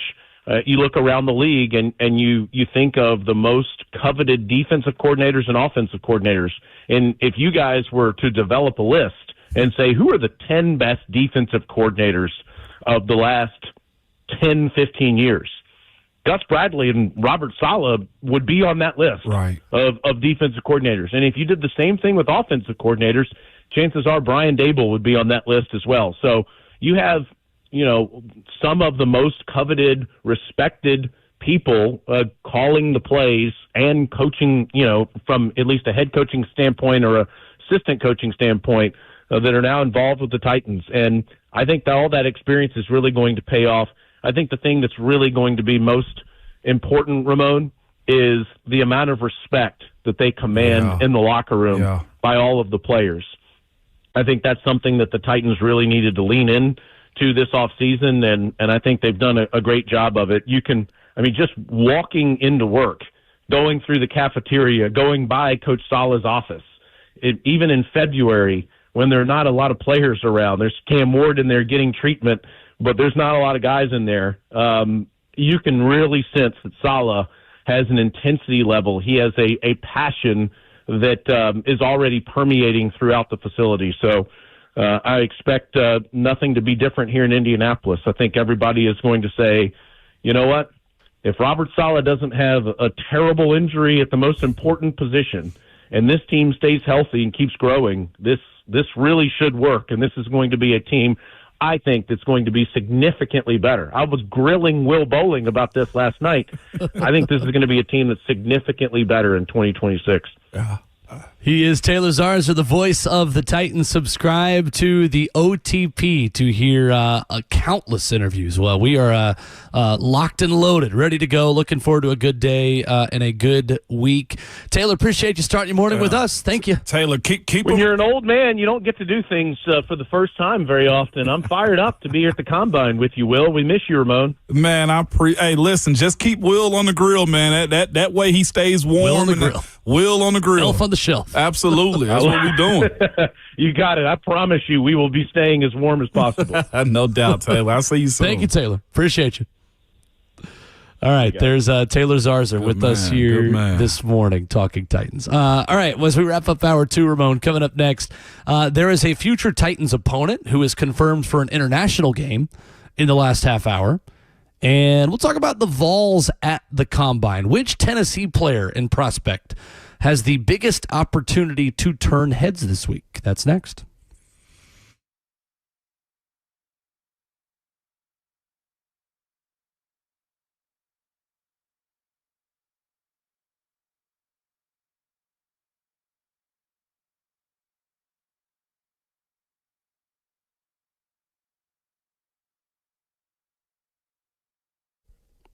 What if I could tell you that I've got a guarantee that your home is going to sell, that the stress out of the moving process is going to be taken away? Well, I would tell you to call my good friend Bernie Gallerani. What's up? It's Will Bowling. Bernie Gallerani is the real estate agent with the 30-day guarantee in Nashville. That guarantee is to sell your home in 30 days or less, or he'll buy it. There's no risk to you. Bernie's going to let you out of the contract at any time. He's just going to give you peace of mind through a stressful process of moving. He is the real estate agent who has the 30-day guarantee. So maybe you've been forced to relocate for a job. Maybe you just want to take that leap of faith. You've got the dream home, but you're worried about selling your home. Take that leap of faith with Bernie Gallerani. You can call him at 615-428-2644 or check him out online at BernieGallerani.com. The only real estate agent in Nashville recommended by Barbara Corcoran of Shark Tank. 615-428-2644 is his number. You can go online to BernieGallerani.com. Synergex and Low T Center have been highlighted for having the highest quality testosterone on the market, y'all. They only use pharmaceutical grade testosterone, never compounded testosterone, so you know what's going in your body. Don't settle for the compounded mystery testosterone. Go with the safer, smoother TRT with real human providers. That's what you get at Synergex and Low T Center. They dose their TRTs more frequently than most other clinics to make sure your testosterone levels are always optimal and don't dip below the baseline. This keeps your TRT smooth and keep side effects in check as well. They also stay on top of your health with regular medical testing, so you can make sure your TRT levels are always safe. You will get your blood drawn, you get it spun, you get your results back right there on site. That's just what they do, because they never just want to just throw it into your body and say, here you go. Absolutely not. They know the right questions to ask, and the right things to look for in your charts, and the right tests to run to keep your TRT smooth and manage side effects. And here's the other part. So they get to know each patient personally, not just your patient's data at all. So they can keep you and your real goals real and not just your medical ones, man. They do a really good job. I always tell us all the time, we worry about the outside, worry about the inside a little bit more, as well as we try to figure out why we feel the way we do. But you can simply go to getmyhealthfix.com. That's getmyhealthfix.com, and make sure you tell them that Ramon sent you.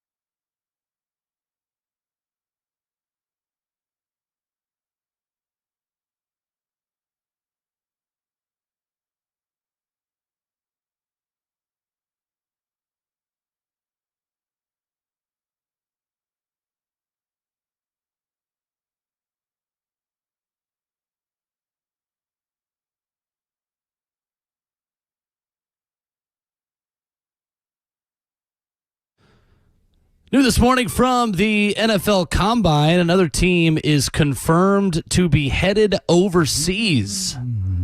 Ramona Willow, 104.5 The Zone. Ramon, this is a Titans opponent. This is a team the Titans could be playing overseas. We're just going to do this all year until we know for sure or not if the Titans are going overseas. No doubt. Brian McCarthy at NFL PR Guy just announced the Detroit Lions will be one of the participants this fall in the NFL game in Munich. One of a record 9 international games in 2026 across 4 continents, 7 countries, and 8 stadiums. It will be played at the Allianz Arena, which is known as the home of Bayern Munich. Not bad at all. I like all the international games. I would love it more if I was a player too. I like the idea of playing in different countries and settings and stuff like that. I know a lot of the fans don't like it, and the Australia trips got people in a tizzy about how long it's going to take to get there. The game is expanding. Besides, the more it grows, the more it helps my retirement. There you go. So, that's a great way to look at it. It's a world game. I mean, soccer's taking over, so might as well make American football more and more popular by the year. As we look more at the Combine, Ramon, and at the players who are here who have a lot to prove, which Tennessee player has the biggest opportunity to turn heads this week, Ramon? Biggest has to be Jermont McCoy. He's the highest rated.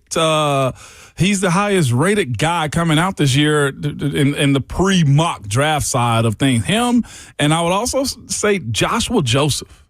Watching what he can do as far as testing. Does he run well? How does his projection either goes up or goes down? I think he has the ability, man, with what he's capable of and how good he is. I think he's barely even scratched the surface. Joshua Joseph been another one of those guys in particular I'll have my eye on because, again, the defense that Tim Banks had, and you got to give them credit for, they were good. They were menaces. I think they, undersold themselves just a little bit this year, but in totality, that group's got a lot of talent behind it.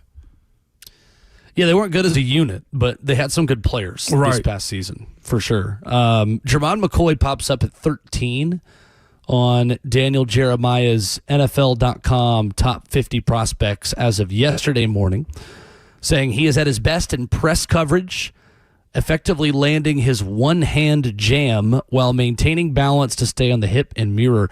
The thing I was always most impressed with Jermon McCoy was just his ability to track the ball in the air and just play the football from a lot of different body positions, from just a dead sprint from someone that is sitting on the back of a wide receiver and can reach around with his arms to knock it down, from a lot of different ways and avenues. Ramon, he impacted the game when he was healthy. The question becomes, is he healthy? And I think that's where the medical check for Jermon is going to be pivotal. We know that he wanted to play a lot this season for Tennessee, and he had a plan to play that maybe the coaches and the training staff didn't share. Mm-hmm. We are going to ask Austin Price about this in a half hour, about his feelings on Jermon and getting back healthy and maybe what makes him such an intriguing NFL prospect. But Ramon, all of a sudden, if he is healthy and if teams really do feel like he is comfortable coming off of the torn ACL, this is one of the best players in the draft. And Stoney Keeley told us yesterday he's got some of the best tape of anybody in this draft at any position. Yeah, he does. And that's what's unique about him. There have been other injured players. I think it was the ECU corner that in East Carolina corner, I think that was projected first round. He ended up sliding a little bit because he tore his ACL at the beginning of the season. It's been a full year recovery for Jermon McCoy already. And I know there would be a knock on him being injured. And Stoney was right yesterday Stoney Keeley was right yesterday when he brought up the fact that the idea that he hadn't played football in a year. I do think that is a sport that you need to be engaged in. But his position as far as cornerback is mostly a non-contact position, meaning it's not like he's a running back that's got to hit the ball, carry the ball 20 times a game. Like, if he's running and he's turning and his right leg is just as strong as his left leg and that tendon is intact, the ACL, I think his adjustment would be almost as if he took all of the winter off as far as bowl season and just went on the train. Like, that's all he's been doing right now. Now, gearing up to go full speed, making sure that he doesn't pull a hamstring or something like that is something to get acclimated to as far as his testing and stuff. But I don't view his year off as bad as other positions because he plays the cornerback position in my mind. That is a runner's position. That is can you cover that person like, flies on a stinky stick? Flies on a stinky stick? Trying to be PG while the kids are in the car. Stinky stick? What is a stinky stick? It flies around it. You could just say poop. I could, but I was just trying to make sure the kids we're trying to make sure everybody keep their hands on the wheel and eyes forward. That's all it is. On a stinky stick. That's where I made it worse. Your corners covering. Yeah, you did make it worse. You did make it worse. I am also interested to see what Chris Brazzell does here. Yeah. And I think that Chris Brazzell has a very different profile from most Tennessee wide receivers. I also think that he comes out of a different version of the Tennessee offense, Ramon. That was more 12 personnel that asked him to do some different things, particularly in the red zone. It's something like 40% of his routes were either goes or hitches. What can he showcase to show that he can run other routes? Because in my opinion, he was good with the ball in his hands and ran good in-breaking routes and could run a slant and catch the football over the middle. He just wasn't asked to very much. And to be honest with you, it's one of my bigger questions about why Tennessee did certain things on offense. Like, why didn't you use Chris Brazzell more? Because I think there was untapped potential there that we never saw because a lot of those routes were being run by Mike Matthews and Braylon Staley. Like, I think, Ramon, that is a coaching problem for Tennessee this past season that I don't think they asked Chris Brazzell to do enough within the offense. And I think that an NFL team is going to watch him run routes, is going to watch him run just in general, the 40, and like him. And again, before any of you come after us and say, well, of course, you've all homer, you're going to love Chris Brazzell, go back and listen to our shows last year and listen to what I said about Dante Thornton at the time. I was never a big fan of Dante Thornton hitting and being a major player in the NFL because I didn't feel like he took advantage enough of a wide receiver room that needed his help in 2024 at Tennessee. In 25, Brazzell was the guy, and rightfully so, based off of the athleticism, based off the combat catch ability, the fact that he was posterizing Georgia cornerbacks early in the season. Ramona, I almost wonder, too, what his season looks like at the end if Joey Aguilar doesn't have the arm injury, and if that played a role at all in Tennessee not using him more in the deep passing game. No doubt.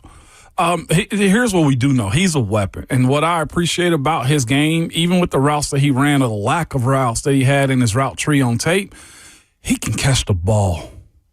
Yes. Like 100%. Mike Matthews need a big year because he had drops. You didn't have to worry about drops with Brazzell this past year. And that, to me, I think gets him paid. 615-737-1045 is our number. We'll reset the headlines for you from the NFL Combine when we come back, starting with the Titans. What do you want to hear from Robert Saleh today as he meets with the media at noon? That's next.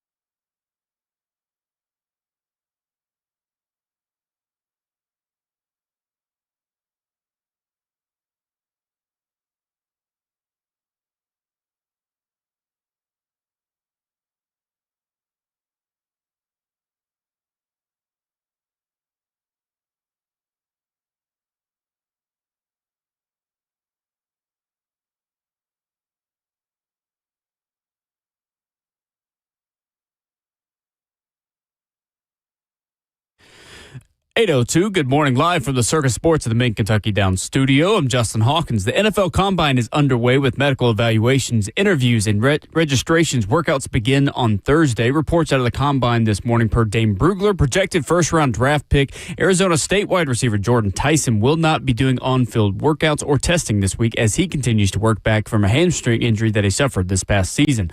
In other NFL news this morning, three-time Pro Bowl tight end Zach Ertz plans to play a 14th NFL season. Ertz will be a free agent next month and is currently 2 months into his rehab process from a torn ACL. He's expected to be cleared right around week 1 this season.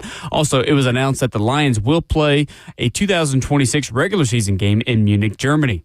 Coming up tonight, number 22 Tennessee Vols basketball travels to Missouri to take on the Tigers with tip-off at 8 p.m. Central. The Vols are looking for their 5th consecutive win. You can hear Vol Network's coverage right here on 104.5 The Zone starting at 7:30. Also, Nashville SC returns to the pitch tonight for their second leg in the CONCACAF Champions Cup, taking on Atletico Ottawa at Geodis Park in Nashville. First kick is at 7 p.m., and Nashville leads 2-0 on aggregate. For all your foundation repair waterproofing needs, you got to go to USSTN.com. Breaking news at once on your home for the Titans and Vols. This is 104.5 The Zone.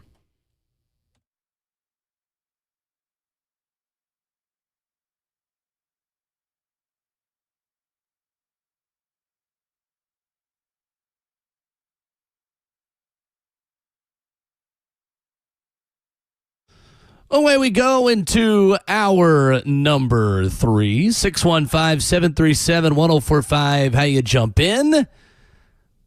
I'm Will Bowling from Indianapolis with Titans Radio for NFL Combine coverage. Ramon Foster is in studio in Midtown.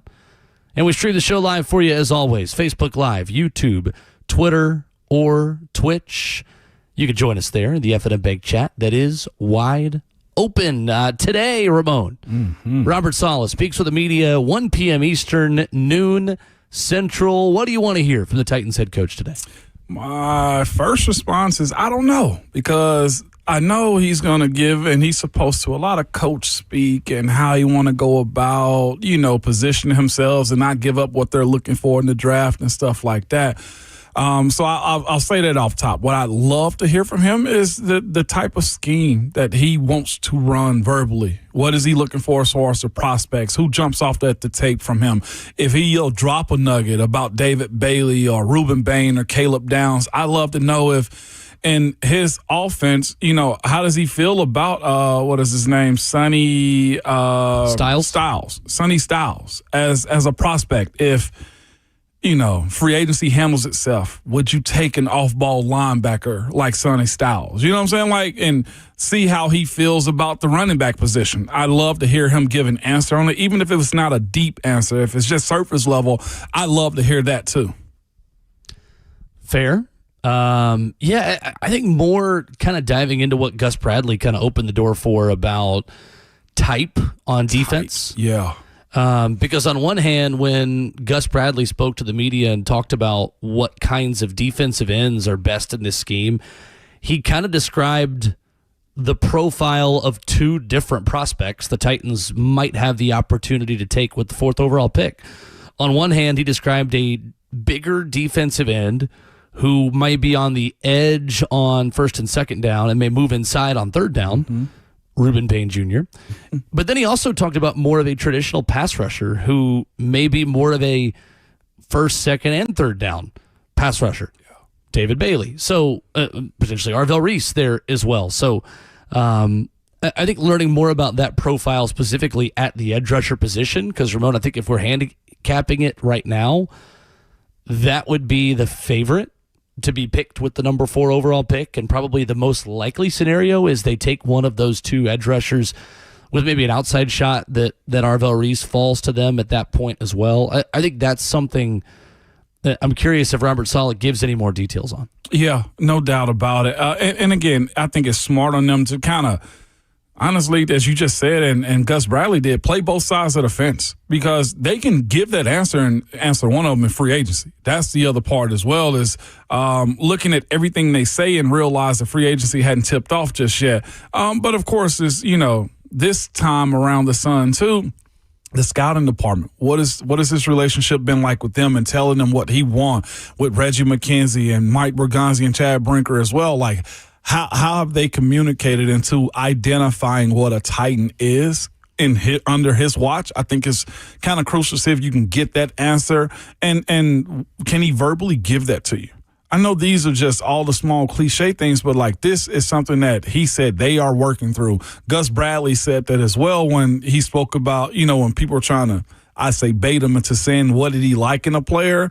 I think it's fair to kind of want this staff to say what they feel like he is, and without using the blanket statement of Jeffrey Simmons. Like, yeah, I get that Jeff is the stereotypical Titan that you're looking for, but there are different characteristics that you're fighting for in this draft to build a complete team as well. That to me, and also see if he gives an update on Cam's shoulder. Has he seen him? Is he throwing? What is that process going to look like for him? Because we haven't mentioned it much at all.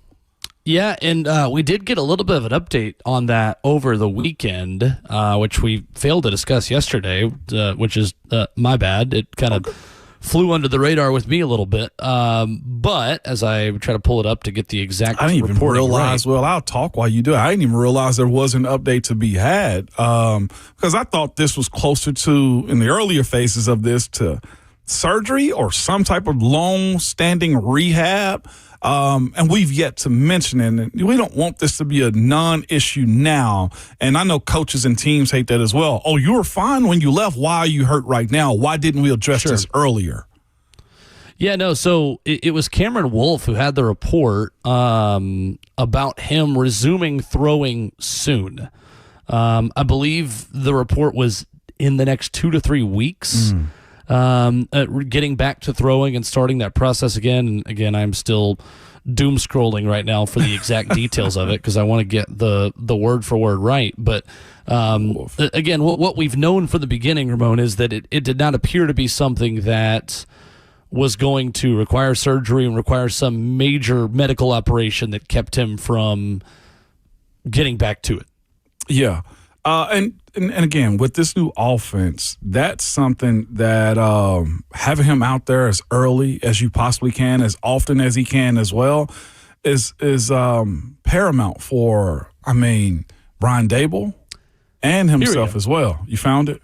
Yeah, aiming to throw in March. Cam Ward has been, quote, progressing well in his recovery from an AC joint sprain in his right shoulder with the aim to resume throwing in March per Cameron Wolfe of NFL Network. All right, so we had that right. Yeah. Yep. Okay. Well, good then.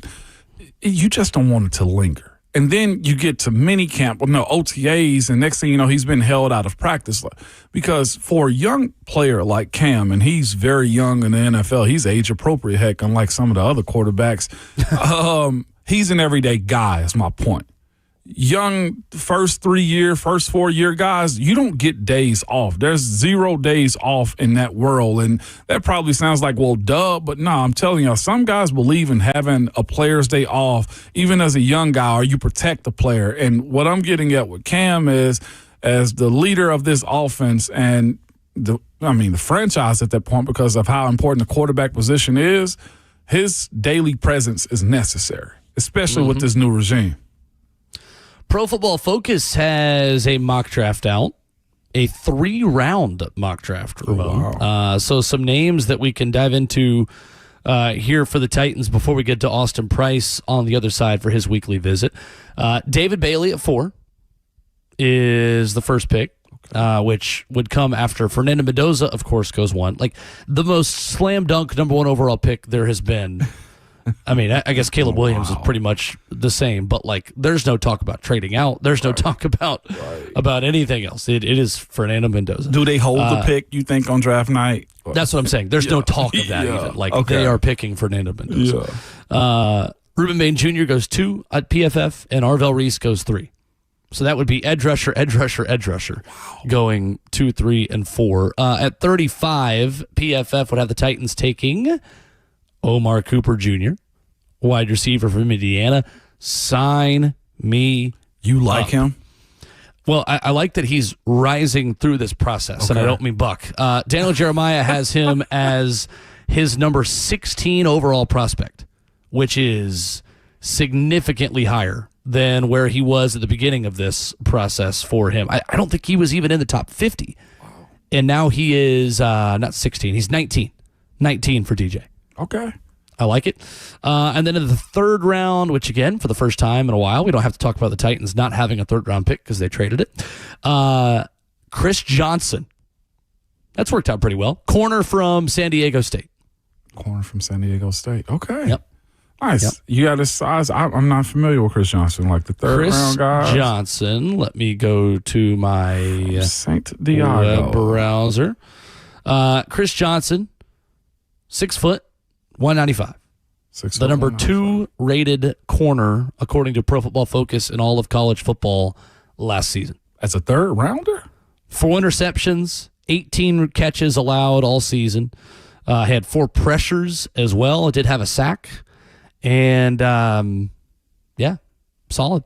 Wow. 5 pass breakups, and let me see what else. 44 total tackles. Just find a playmaker is what that sounds like to me. That's it.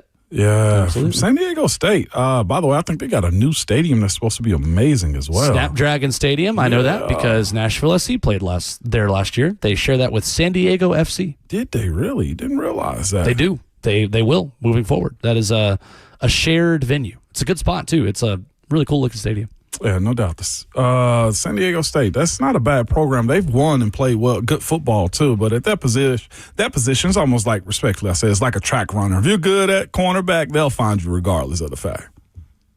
Yeah, I didn't expect a track comparison, but I'm here for it. Because I mean, a sprinter, 100-meter sprinter guy is going to be good regardless of what the team is doing as well. And I feel like that's corner too. Like you can't judge a corner sometimes based off of, well, he played at San Diego State. Like, no, if you see his tape, it's hot. It's hot.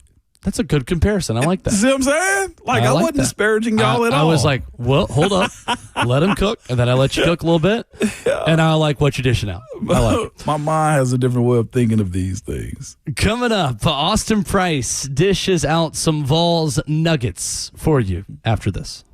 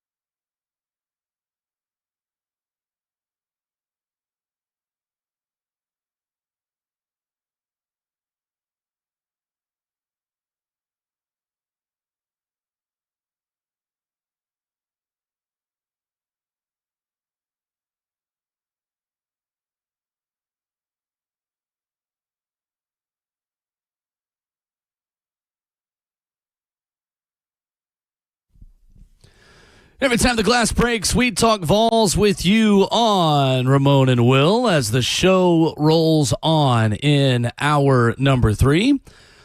Ramon Foster in Nashville, myself, Will Bowling in Indianapolis at the NFL Combine. Pleased to be joined by VolQuest's Austin Price. What's going on, Austin? Good morning. How are you? I'm doing great, guys. How are you? We're good, and we have happened upon our final show asking questions about Joey Aguilar and the court case. Preliminary injunction denied on Friday. Austin, is there any fight back expected from Joey Aguilar's camp? Certainly, he's got 25 days or so to do that, but it doesn't feel like that. It feels like he'll turn his attentions to the NFL and get ready for that by going up to the Combine. So how does the news kind of affect his plans, Austin, and what does maybe the Combine look like now for him versus what it would have looked like before this news came on Friday? Well, before he could only stay up there 48 hours and remain potentially eligible at the college level, and now he can stay if he chooses to not fight it as long as he wants. It doesn't change his physical limitations. I mean, he's coming off the surgery and is not able to participate physically, but he can certainly participate with, letting teams get to know him, answering questions that they have, and so on and so forth. John Austin Price of VolQuest on 3 this morning. Also, I have to ask a question. I think some people were, but was the coaching staff shocked by the ruling that happened on Friday with Joey Aguilar? Shocked, I guess maybe a fraction. They thought, obviously, based off of other cases and other situations, that he would be granted another year. But obviously that did not work and did not happen. So they've always been preparing for the potential to end up with a young quarterback battle, and now they definitely have that. In a light sense, is the judge still invited back to Neyland?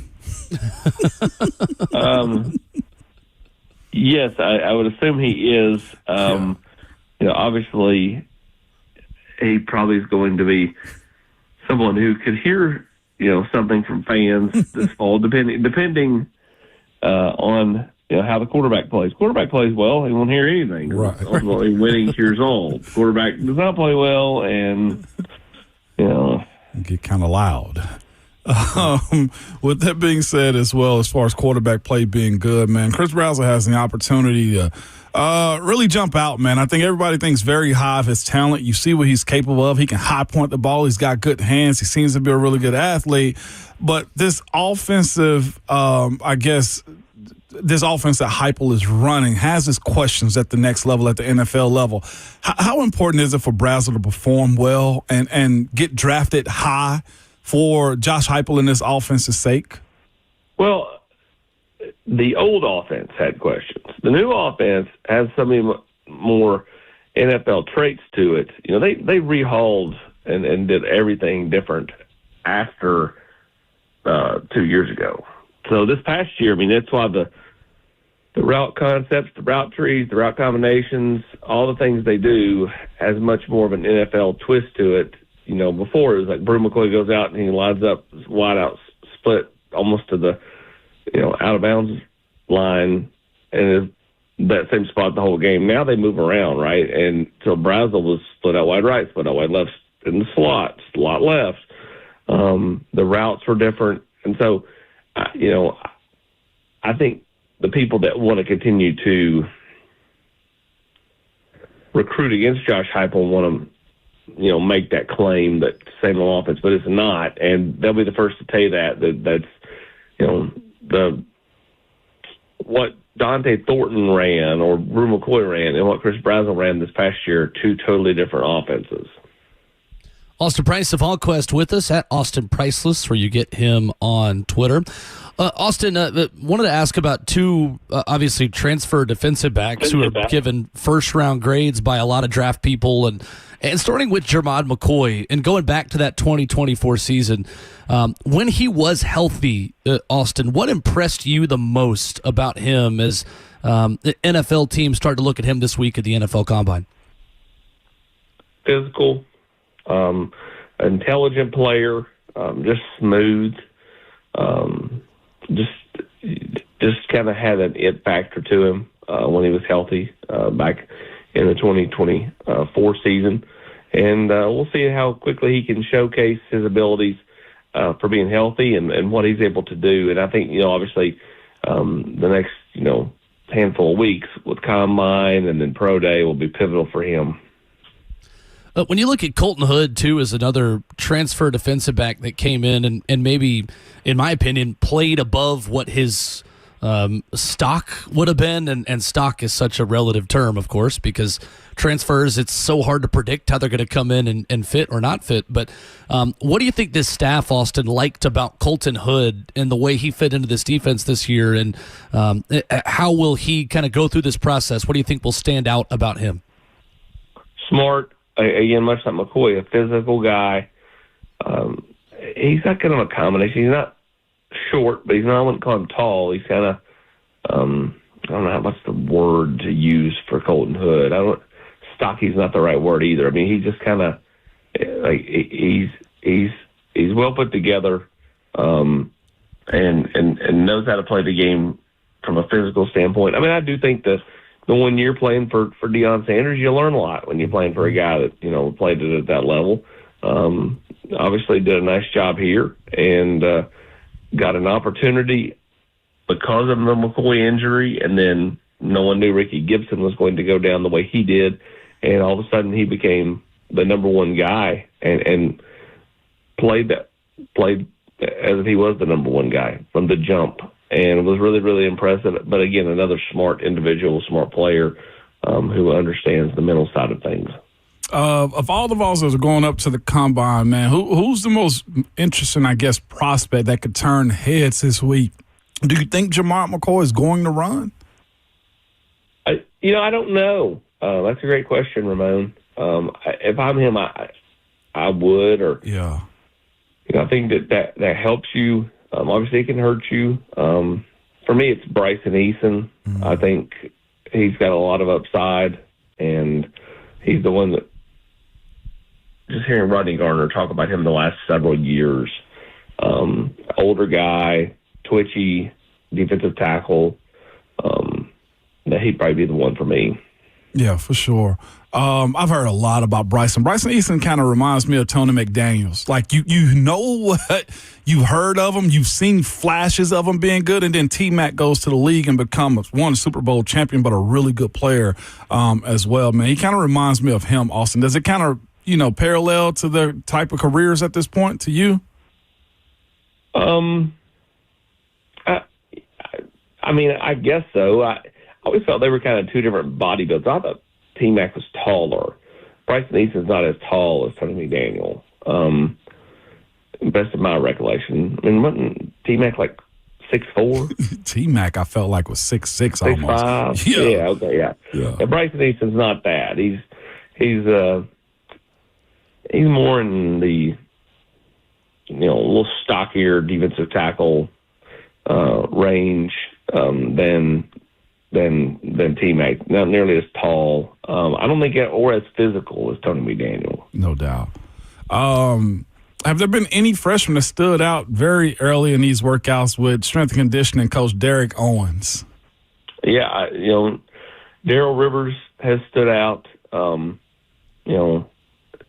number of different defensive players have stood out. I think the offensive guys have probably been a little slowed, whether because they're nicked up, dinged up, or whatever. But they like this freshman class a lot. But he's the one name that I just continue to hear, brought up along with Kedrick Golston. He's another one that's showed up and been flashy during workouts. Mm. Austin Price of VolQuest, our guest this morning on Ramon and Will for his weekly visit. Switching gears to basketball, Austin, what is the latest on J.P. Estrella's process of getting healthy and back on the court for Tennessee? Questionable. I think there's an opportunity for him to play tonight. A lot of it depends on between now and 9 o'clock Eastern. Just kind of how he responds. I think that's the biggest thing for him is just continuing to rehab it, see how he feels. He's not going to risk it. He's going to want to be healthy and able to help this team and not put himself in a position where he has a setback. I think that's the biggest thing is right now they need him on the floor. So if he's got to set another game to get back for a longer stretch, then that makes more sense than rushing back and then being back out for a handful of games. Coming off the win over Vanderbilt, Austin, over the weekend, Tennessee goes small in this game and has some success. They turned it over less than Vandy did, which to me was maybe the story of the entire game and a pleasant surprise out of the entire game. When you look at what this team is doing right now, Austin, as they start to trend in the right direction, and Lenardi's got them on the doorstep of now maybe even being a 4 seed, what do you think Rick Barnes likes the most about the way this basketball team is playing and coming together right now? They've learned to fight through adversity. They've learned to fight through, blowing a 15-point lead and being able to overcome that and fight back and extend back out or overcome, multiple 6-7 point deficits in the second half at Vanderbilt. They've fought through the ability to have your best player have an off night and find ways to win that way. So I think, again, just kind of a maturing basketball team that's finding ways to get the desired result even when they don't have their A game. Austin Price with us this morning. Austin, when you look at this past weekend, I know baseball got a ton of games, man, but what concern level is fair for the Tennessee Vols baseball team after the series loss to Kent State? I mean, that's an up-north team on top of it as well, Austin. They are. They're a veteran group, though, and they play really sound baseball. My concern level would be about a 2 or 3. Talk to me after this coming weekend, after the weekend in a couple of weeks. Much like the basketball team when they were going through those early season struggles, and I just kept screaming at everyone, give me till February 1st. Mm-hmm. Give me till February 1st. Tell me what this team's doing February 1st. With baseball, give me till April 1st. Like, let's see what this team looks like April 1st. Are they still unable to hit it? Are the sophomores still in a massive slump? They got decent pitching last weekend. They just physically could not hit the baseball and give themselves a chance because they had plenty of runners in scoring position. They did nothing with it. So give me to April 1st. Let's see where this thing goes. A few years ago, Tennessee was one of the last undefeated teams, if not the last undefeated team, and then they got to SEC play and got swept at Missouri, which was a terrible series loss. They were 5-10 in the league or whatever, and then they went on their run and figured it out. Like, who's to say this team is at 10-5 in the league play? And if they are, then losing a series to Kent State probably helped them, taught them some things, got them a little bit more motivated. Not that they shouldn't be motivated; they should already be motivated to start the season. But every team moves differently. They've replaced a ton off of last year's team, so for me, it's we'll see where they are come April 1st. No doubt. Austin Price of VolQuest joins us at 8:20 every Tuesday here on the show. VolQuest.com at Austin Priceless. We'll do it again next week, Austin. Thank you. Appreciate it, Austin. Appreciate it, guys. Thank you. Yes, sir. Austin Price with us this morning. Joey Aguilar's career over at Tennessee, it appears. Yeah, there you go. I'm okay with it. This is like if he's as good as he could have been. Well, he was last year. A team will take a chance on him. Now he's got to build his stock up and get healthy as far as the shoulder goes and whatnot. But as far as being a role player per se in the NFL, I've seen guys with lesser talent go in and get NFL jobs, man. So it'll be fascinating to see how Joey does pivot. The questions that he's going to be asked. I think off top, if his camp is smart, they prepare him for it, is why are you here now if you were trying to go back to college? You know what I'm saying? Like being able to answer that question and to see what his response is going to be to those teams that will be interviewing him is going to be unique for him, and he needs to be on top of that question specifically.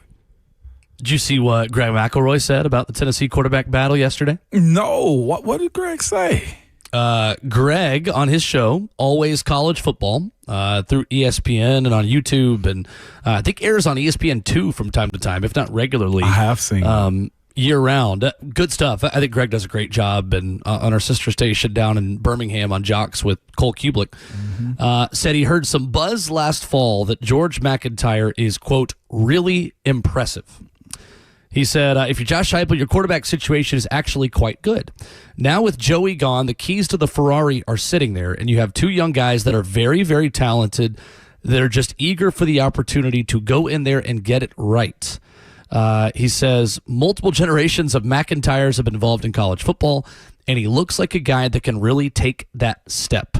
I mean, he can throw it very accurately, and I heard some buzz last year coming out of fall camp that this guy is really impressive. Like, we really like what we've seen so far from McIntyre.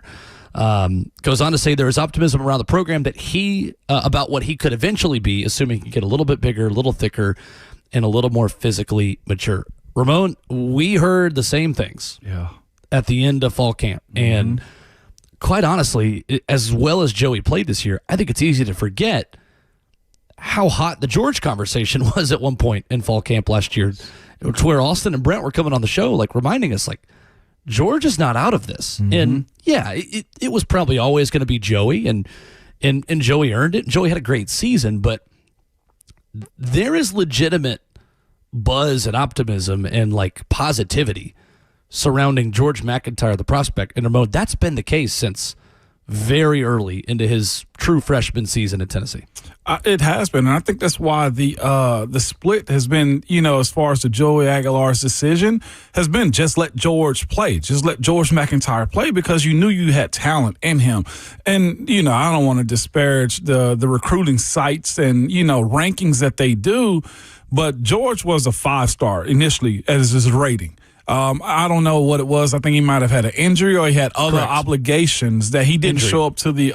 It was an injury, but he didn't go to the elite quarterback passing or the 11-on-11. He missed those things. And if you are a parent that are in this recruiting world, I hate to say this, but the more events you go to, sometimes the higher you get rated, or your ability to keep your ranking stays there as well. And that's where he was. The overall talent is there. It. It's a matter of reps for him. And if this weight thing is always going to be a conversation, like the moment he takes a hit, get back up and go into the game, he's good to go. Nico faced the same questions when it boiled down to his ability to play as a redshirt freshman, as well as can he put on the weight. Well, Josh Heupel clearly got a thing for undersized, tall quarterbacks as well that needs to hit a weight program. So I don't worry about him. And I'll be quite honest with you, I think these type of situations he's gone through, to where it was questions of if he can handle it or not, probably ticks him off enough that the competitive spirit amps up just a little bit more. If I was him, I'd be running with this and trying to embarrass everybody that's playing beside me or behind me at the quarterback position. Yeah, I would say I am interested in quarterback. I'm curious about what it's going to look like, but I'm not really worried. Josh Heupel has given us so many years of experience and evidence to say we're going to be okay at quarterback. Yeah. And that's just the reality of it. What I do like is that Tennessee could finally have a repeat week 1 starter, potentially, from 26 to 27 if George does play well, because Josh Heupel's never had that, Ramon. No. Never had that. He went from Joe Milton to Hendon Hooker to Joe Milton, to Nico Iamaleava, to Joey Aguilar, to probably George McIntyre, and maybe Faison Brandon. That's 5 straight years of not having a returning starting quarterback start for your football team. Really 6 straight if you include last year Pruitt in 2020. You saying that, if I can be honest with you, I know we up against the break, ticked me off just a little bit. And part of it, too, is a little bit inflated because Joe started week 1 of 2021. That was still Hendon Hooker's team in 2021 when Joe got hurt and Hendon took over against Pitt and then kind of ran with it. So, he kind of was the returning starting quarterback. But even still, once since COVID, Ramon, one time Tennessee's had a returning starting quarterback. I just look at it from when you mentioned Nico's 1 year. When you really evaluate that over, that to me is one of the most flagrant things I think have happened in college football to your own team. Not like you're just Henry To'o going from Tennessee to Alabama or nothing. But just the whole business side of that unfolding is enough to make you want to punch a wall, man. I can't believe that happened in the spring of all times. Yeah, Nico was supposed to get the keys to the kingdom. He had it. And this time last year, he still had them. That's the crazy thing to think about. Like, we're still not even a year removed from that happening. And it, in a lot of ways, feels like it was 5 years ago. Yeah, I know. It's not even a calendar year yet. No, right. Exactly. 615-737-1045. We'll catch up on your phone calls, get to John on the other side. Plus, another headline from Indy. A quarterback that's going to be released soon, Ramon. We'll tell you who that is next.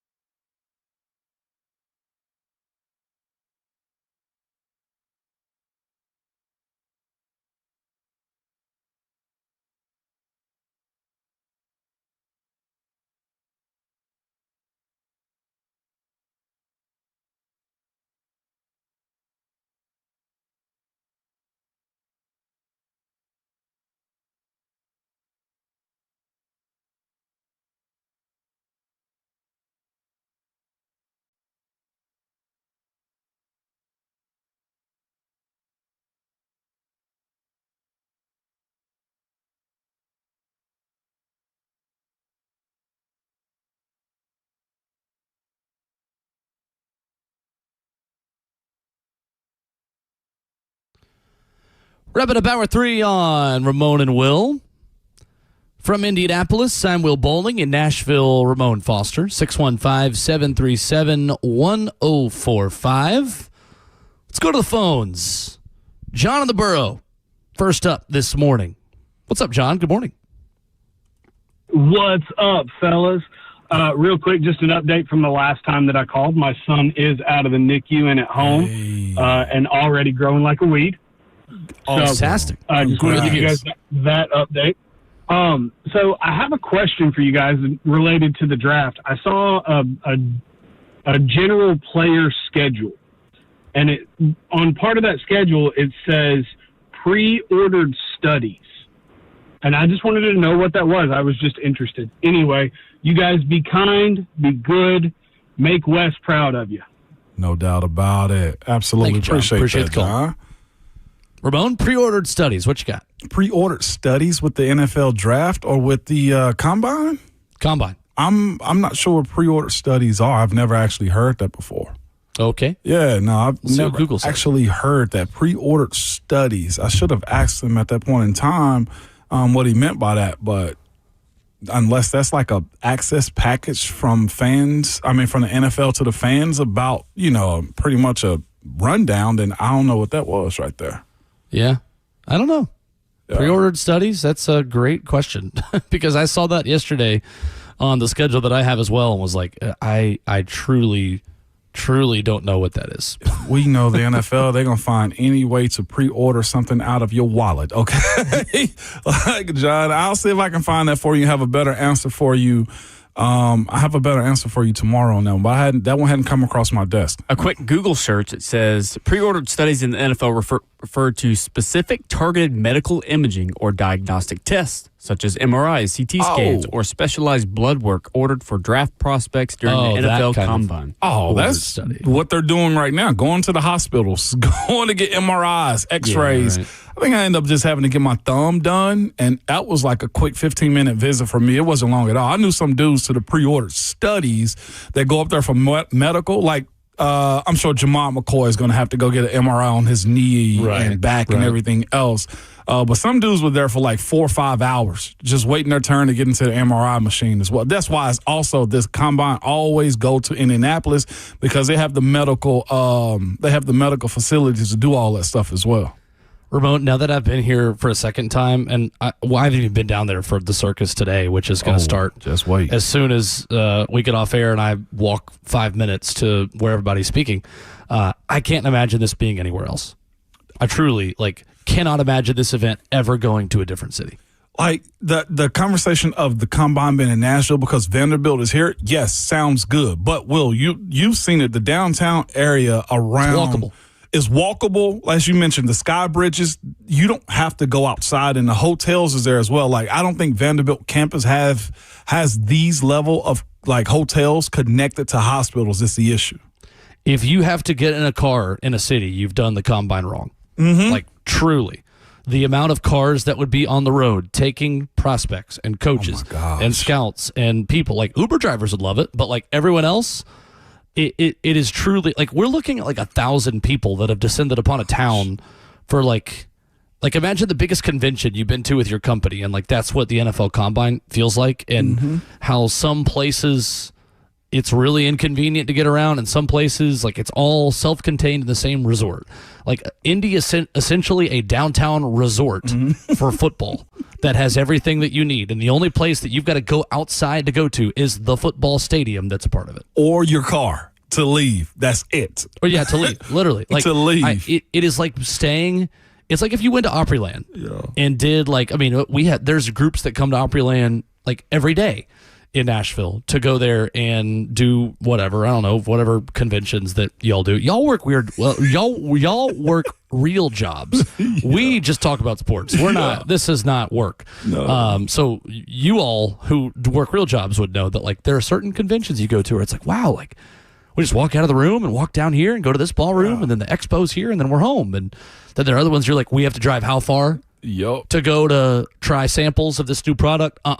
I'm skipping it. Let's go to the bar. That's essentially what it would be if you moved the combine from Indy. I don't even understand why that conversation came up. It's money. Money. It's such a traditional thing. Like, not even the Money. traditional thing, but like, think about taking it to Chicago or to Nashville or to Dallas, right? Like, or Miami. Think about the combine. One, the distractions. The cold weather keeps you inside. Am I right? Yes, it does. I've not been outside since I walked out the car, Ramon. And I've been in like 3 different buildings. I just haven't left the outdoors, or I haven't left the indoors to do it. And that's what's so unique about it being in Indianapolis. On top of that, they understand the local hospitals still know how to operate on day-to-day activity for regular patrons, as opposed to Nashville having to adjust to all of these NFL players coming through on top of the regular citizens that have to use the hospitals as well. They got to figure it out, is what I'm saying, in Indianapolis. The difference is, too, that there's not enough attention from locals or from people to come visit and do stuff.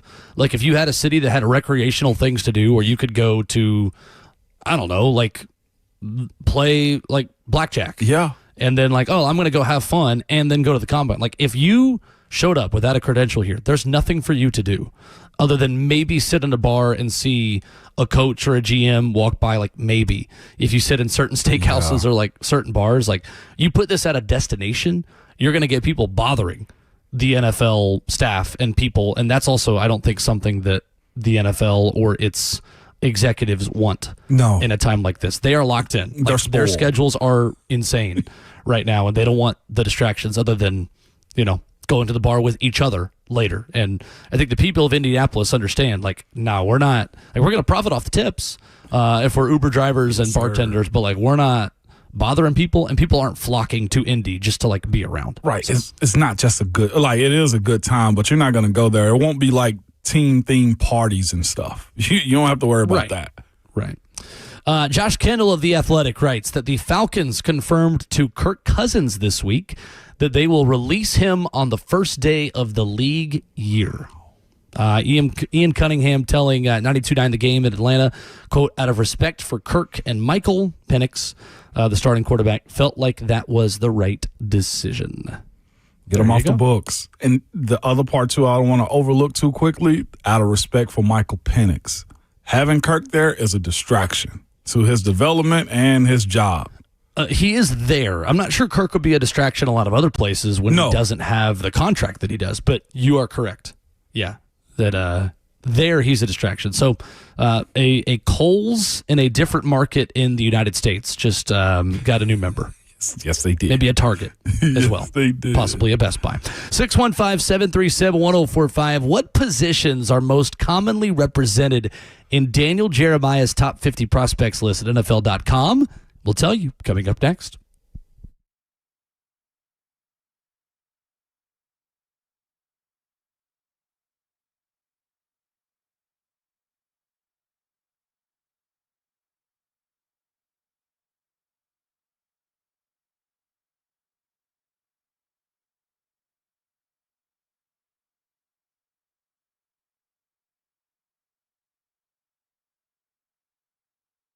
It's Ramon Foster from Medical House Calls. That is the website, medicalhousecalls.com. Yes, it's healthcare designed for your life to you.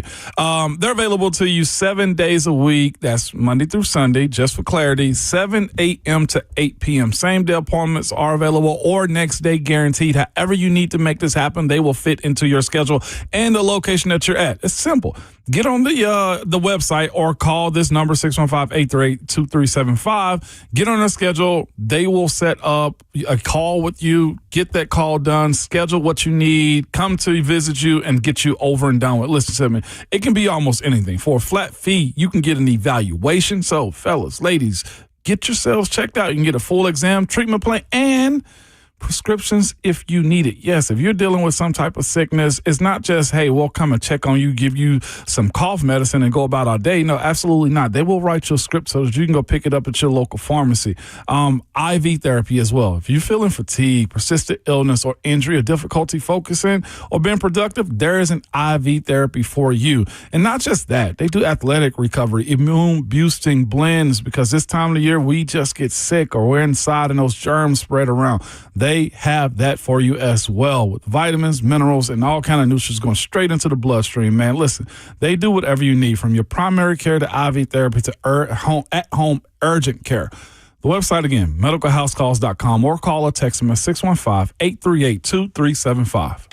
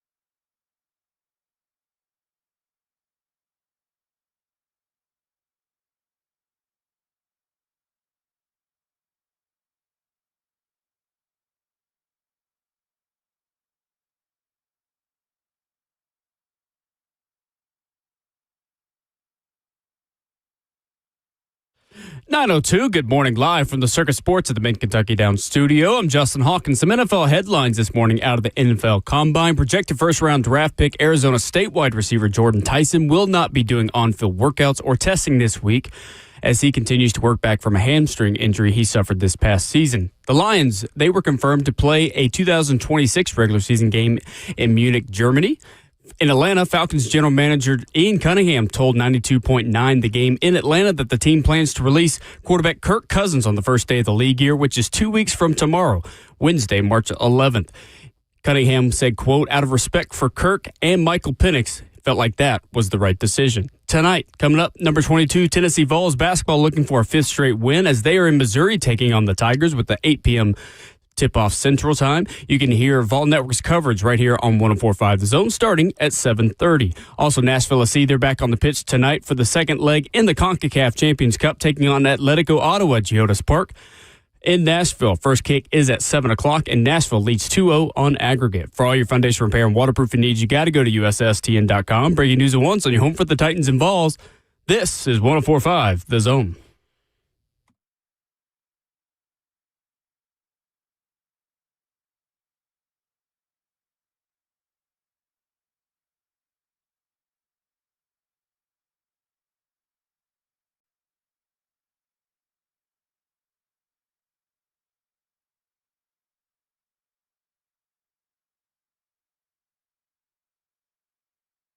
Fourth and final hour of the show, getting started on Ramon and Will.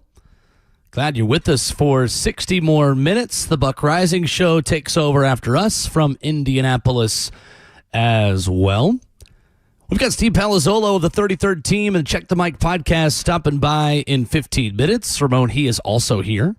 And he's the first person I saw when I walked in yesterday, which reminded me we need to have him back on. And we love Steve and the analysis that he brings. Looking forward to talking some draft with him. We've been going through Daniel Jeremiah's top 50 a lot this morning, and I know that is an OTP you'll be able to hear at the end of this week, or as this week goes as well, where Daniel Jeremiah is scheduled to join us on Titans Radio while we're here too. There are 3 positions of need for the Titans, Ramon. If you're just diving into the NFL draft, I've got great news for you. You ready? Yeah, I'm listening. The 3 positions that the Titans need might be the 3 best positions that this draft offers. Now, the Titans do need more than 3 things. But at the top of your list yesterday, the top of my list, the top of all of our lists, there are 3 spots. There is corner, there is edge rusher, and there is wide receiver. Of Daniel Jeremiah's top 50 prospects in this NFL draft class, Ramon, 24 of them represent those 3 positions. Wow. And this is why I look at this draft and say there's a lot more talent at positions where you need key players. And I think everybody's giving it credit for, Will. And then the other part as well is you got to look at what the college world is also comprised of. More experienced players. More, I think, because of the money and the business, for the right-minded one, more pro-ready and understanding what the actual job is. Heck, these guys already understand what it means to be kicked out of a university, to be sent somewhere else and been told to leave. So that pressure of understanding the league, I do think is going to be a benefit to the NFL because these guys are going to be more business savvy and understand how to operate. Now, that could bite them in the butt when players understand their power and the ability to hold out or force trades and stuff like that, but that's always been an issue in the NFL. But I think the initial jump in as far as the introduction to the NFL, the understanding I think is going to be better than what I think we even had as players coming up. So in this top 50, 9 wide receivers, Ramon, on this list. Carnell Tate is the number 7 player. Mekhi Lemon, number 10. Again, this is Daniel Jeremiah of NFL Network and NFL.com. Jordan Tyson, who is still nursing a hamstring injury and not going to run this week at 17. Denzel Boston, 18. Omar Cooper Jr. is the number 19 player in this draft, according to Daniel Jeremiah. Ramon, you could have found him in like the 3rd round of mock drafts. Like a month and a half ago. What's crazy, Daniel Jeremiah is backing you up, though, because if you look at this list, is his 2.0 version of his mock draft or his top players, he wasn't rated last time he did this list. I know, which is really interesting to me. And I'd be curious to ask him about that and know, and we'll have him on in the next few weeks and understand, like, what did Omar Cooper Jr. do to rise up the board so much? I could read you his scouting report on him if you want me to. Yeah, you could. And I also want to ask Steve Palazzolo as well, because this, is it buyer beware almost with him? No, I think he played his best football in the most important games at the end of the season. And as this process goes, you get people who will talk about prospects. Okay. And these become informed opinions versus just film breakdowns. It's the way I see it. And each draft person and analyst is going to have a different process in the way that they arrive at conclusions and evaluations, and some of them may value, what people say, or they more just value what they think. Right. Like, you're not going to have two draft analysts that look at this 100% the same. This was Daniel Jeremiah on Omar Cooper Jr., Indiana wide receiver. One of my favorite players to study in this year's draft. He's strong, reliable, and explosive. He uses his lower body strength to run through press coverage, and he's a loose, fluid route runner. He plays without fear in the middle of the field, making combat catches look easy. He can really pluck the ball and stays grounded through the catch on crossers. Also, he can elevate and play above the rim, parentheses, see game winner versus Penn State, when necessary. After the catch, he has the power to break tackles and enough speed to pull away. Here you go. Sources at the school rave about his makeup and competitiveness. Overall, Cooper fits the exact model of wideouts finding immediate success in the NFL. What a time for him, though. Like you said, from being barely mentioned to being a top 50 prospect in the top 25 right now, says a lot about his projection. And that's why how I'm going to continue to approach him, I guess. And this conversation is his projection is through the roof. I'm looking at the NFL.com prospect grade and the information that they got on him. They got him as it will eventually be a plus starter. Now, these projections are always mostly wrong with how they find guys in the league, because the way a team builds him up or build a game plan for him can make him into a Pro Bowl style player if he has that tenacity that Daniel Jeremiah has said of him, and also if he tests well too. At 6'2", you gotta expect him to be the type of guy that can wiggle in and out of bad situations with good hands. And that right there, the league has shown us this, especially with Amon-Ra, St. Brown, and others across the league, that if you got some wiggle and fierceness about your game, you'll become a dude. No doubt. And the comp for Omar Cooper Jr. from Lance Zierlein of NFL.com is Deebo Samuel. Quick Deebo? In San Francisco Deebo? Yeah. Slim Deebo? Slim. You said what I was thinking, most definitely. I mean, am I wrong? Yeah, you're not wrong, because this Washington Commanders version of him looked like the discounted version of him. This is why, like being a top athlete, you got to be in great shape. I don't know if discounted is the right adjective, Ramon. Maybe inflated. Prices were higher. Deebo Samuel hit inflation himself. That's rude of me, but it's fine. Yeah, closer you get to Washington. No, I'm just kidding. Lance Zierlein says, fighting for catch space and blocking for the running game are areas where he needs to improve. Cooper is an ascending slot bully with day 2 value. That's one question I wanted to ask you. Does it matter if these guys that the Titans are going to evaluate are primarily slots or outside receivers? Meaning, is Chimere DK an option to be this team's starting slot receiver in 2026? I quite honestly look at Chimere DK as a outside wide receiver, down the field, take the top off guy. Yeah. He almost is positionless at the wide receiver position because he possesses the speed for the outside, but he's also got the quick twitch to break down, slot corners and safeties and linebackers as well.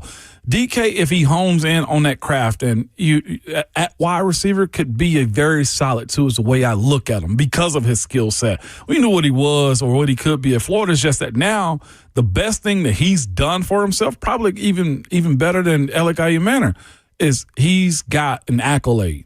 His staying power right now, Chimere DK, is probably one of the best outside of what Cam Ward has done this year. He's bought himself 3-4 more years, Will, of can he develop into a position player? Because at some point in time, you'd expect him to transition out of a returner only. But we'll see what this offense does for him. That right there, to be quite honest with you, might be one of the deeper conversations we got to have this offseason about Chimere.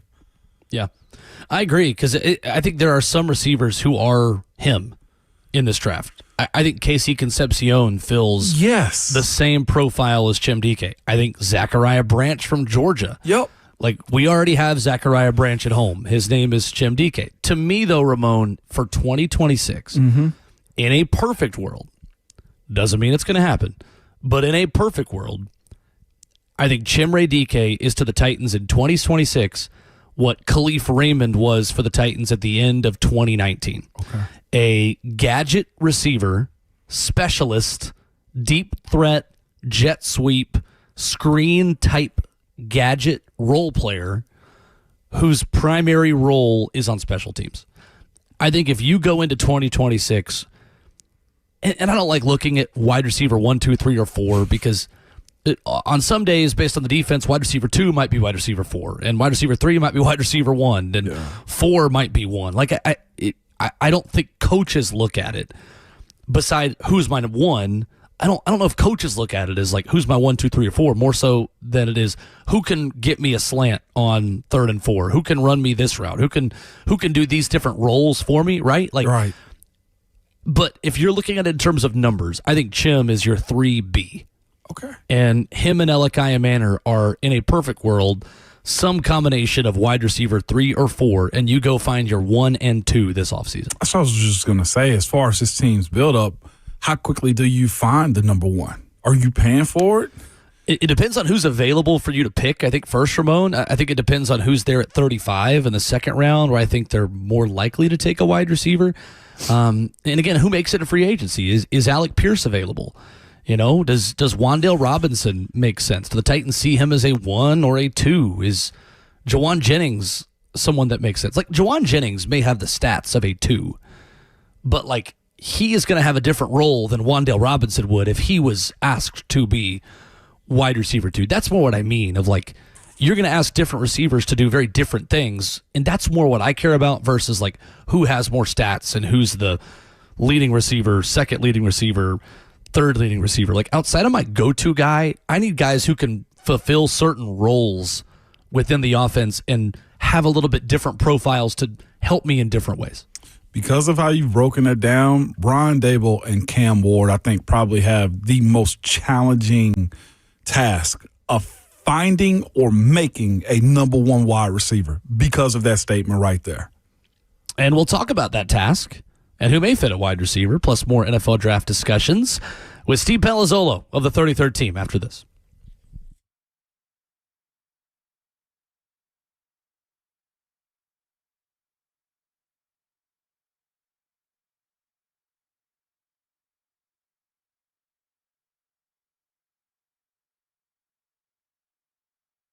It's Ramon Foster for Hiller Plumbing, Heating, Cooling, and Electrical. Good people, we hate dealing with those plumbing, HVAC, or electrical emergencies around your house, especially when it becomes a real one and not one that you've seen happen over time. Well, I'll tell you this, Hiller's one of the best companies that you can have when dealing with those issues. They fix your problems quickly, and the best part for them is they're honest about what they're doing, because most of the time you don't know what it will cost you if it get fixed right, or somebody's trying to sell you something you do not need. As I told you before, when you call Hiller or go to the website, their expert is going to solve your problems quickly, and the price that you tell is the price that you'll actually pay. No hidden fees or surprises ever show up on your bill with Hiller. They've been in business for over 35 years and are family-owned and operated. The techs are very professional, experienced, and trustworthy as well. When they're on their way, you'll receive a photo of the tech to track them in real time, so you're not sitting around wasting yours. They believe in this as well. Happy you'll build the services free. If you're not satisfied with the work that Hiller does, they'll either give you your money back or try to fix it as best as they possibly can. To learn more about them or to book with them like I do, simply go to happyhiller.com.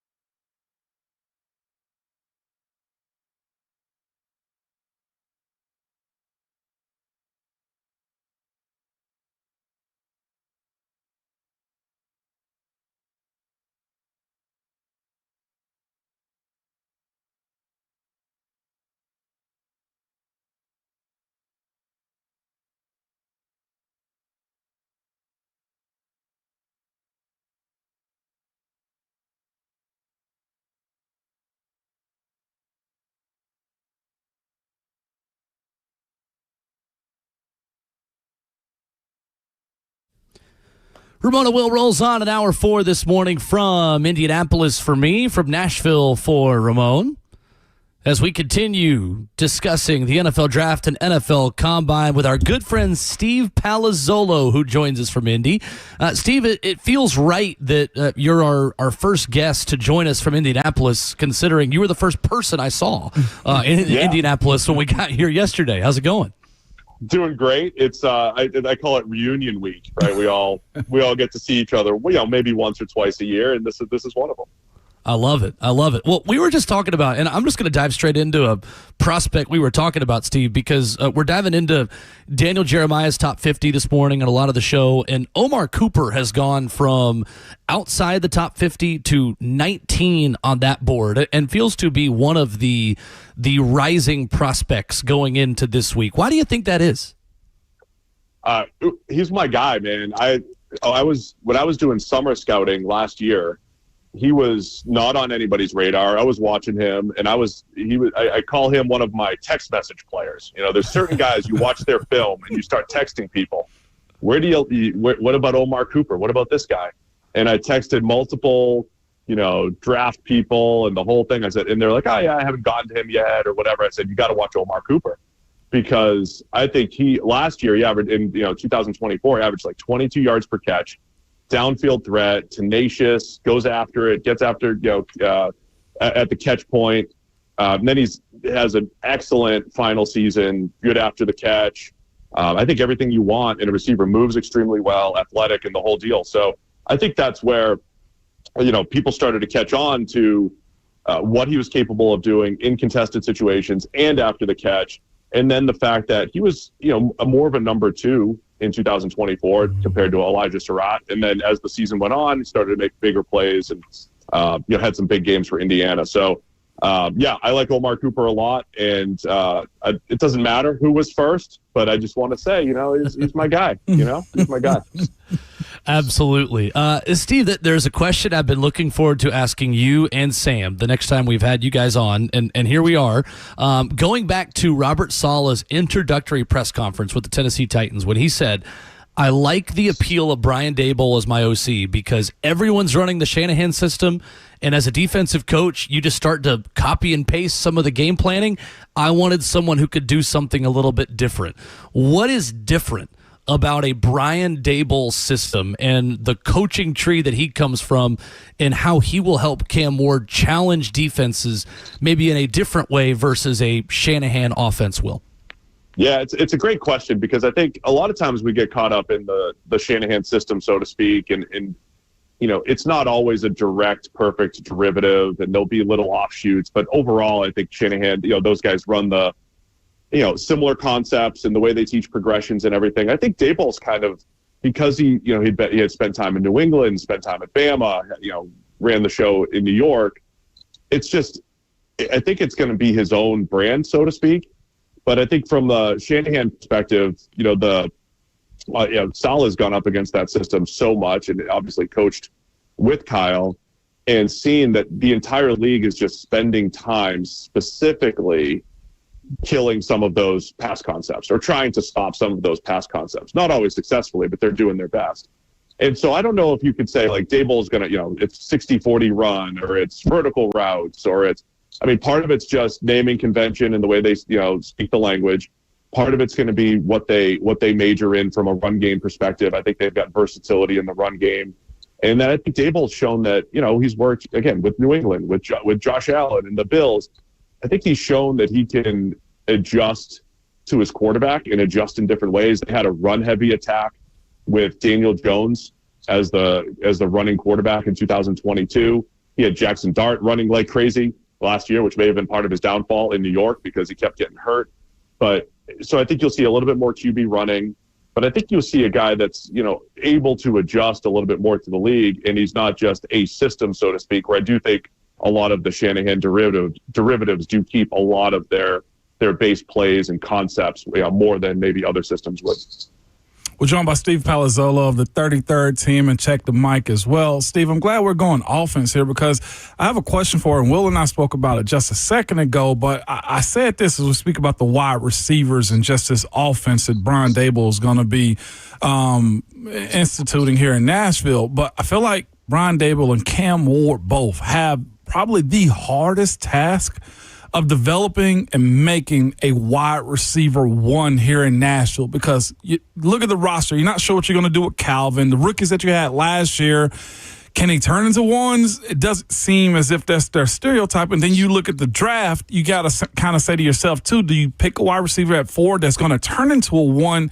Steve, how do you look at this, man? And we may end up having an extended conversation off of your answer. So how do you view this task of creating a number one? I'll give you something to chew on here because I think the more I watch, I've been, in my mind, I have thought Ruben Bain would be the best pick for the Titans all throughout the season. All throughout the season, assuming they were going to have the first or second pick, I was thinking Ruben Bain is the guy. Fits a perfect need. I think he's the best player in the draft. And I'm not coming off that take necessarily, but I think it's a healthy conversation. If Bain were there, or David Bailey. I don't like Bailey as much as Bain, but I'd be fine with him there, and I think Robert Saleh would love him for his system. I think those two guys, it's a healthy conversation between one of those pass rushers and I would say Carnell Tate. Like the more I've watched Carnell Tate, I think he can be that number one with the size, speed. I think he's an excellent route runner, and he does everything well. I think he does everything well at the receiver position. My only question, is he great after the catch? I don't know if he's great after the catch. Didn't have many opportunities, but I think getting in and out of breaks, attacking the ball, winning in contested situations, getting behind the defense with both speed and route running, I think Carnell Tate can be a true number one. And I think you have a fair question if you're in the Titans draft room to say, look, Saleh's a defensive coach. He's built off, four-man line, four-man rush, defensive line, a Bain, a Bailey. It's a need value pick that makes a ton of sense. At the same time, though, I think it's fair to put Carnell Tate on the board and say, okay, what if we went this route? And most of the time, you like to get the big guys early. It's tough to find legitimate pass rushers early, and you can generally find good receivers later, like the Omar Cooper types. But I think it's a fair enough conversation to put those guys up side by side and say, should we go the receiver route? Because it is difficult to find, whether you call it a true number one, whatever, but just someone who wins all over the field, whether you call them a one or whatever they are, someone who wins, someone who the defense has to account for. And I think Tate could be the guy in this draft. The more I watch him, I really like Carnell Tate. And I think it's a fair discussion at 4 for the Titans. Wow, it's rich. And 4, I'm glad it's just not offensive line this year for the Titans because there's numerous positions to be filled. And by the way, I stand with you on the David Bailey side. I think Bain is ready to go. But with that being said, you mentioned where do you put Tate? How do you find Tate? Another player that's in that conversation is Arvell Reese. I feel like looking at his tape, he can play outside, he can play inside. Where are you putting him per se if you draft him here in Nashville? Is he edge or is he a weapon? How do you view him? So, yeah, I think as a data, I just think from a data-centric, point of view. And anytime I see someone like Bain has hundreds and hundreds of reps rushing the passer across 3 years and a lot of success. And Bailey does as well. And Reese doesn't. Of course, and then, scouting is projecting and evaluating traits and everything, but you're still trying to say he's only rushed the passer like 100 times in his career, but he certainly has all the skills to develop as an edge rusher. And it's not like this is an insurmountable task. We've seen Micah Parsons go from an off-the-ball linebacker to an edge. We've seen Abdul Carter do it. Of course, he did it at college in his final year at Penn State. So, yeah, Reese I think he's an edge for the Titans because, again, they're, four-man rush type of team with Saleh. They don't want to blitz. They're not really using a defensive weapon type of player like some other teams might, like what you might see from Seattle and their 4- and 5-man rushes, or say what the Falcons did. Last year they drafted Jalen Walker, and they like to move him and their linebackers around the formation. Saleh doesn't want to do that, I don't think, as much. They want to rush with 4. And so I think for the Titans, Reese is a pass rusher. So I think he's an edge. I think he's a power edge, even though he's in the 240s listed. We'll see what he lists at this week. but he's a power edge, Jared Verse type of, not that type of power, but that type of player. But I think he's a less of a good fit than I'd say Bailey and Bain up front because of for me, like just because of the uncertainty, because I haven't seen him do it. And I like to eliminate as much uncertainty as possible. So I'm not saying he can't become a legit edge rusher at the next level. He just played this hybrid position at Ohio State. And so you're projecting him forward. And I don't like that level of uncertainty with a top 5 pick. Steve Palazzolo of the 33rd Team and Check the Mic podcast, our guest in Indianapolis at the NFL Combine. Steve, when we mention the name Jeremiah Love, Titans fans are all in. Like there is a hive of Titans fans on social media who just won't budge. And I respect it, honestly. And watching his film, I get it because he is an electric prospect, and Brian Daboll offenses have had a lot of really good running backs over the years.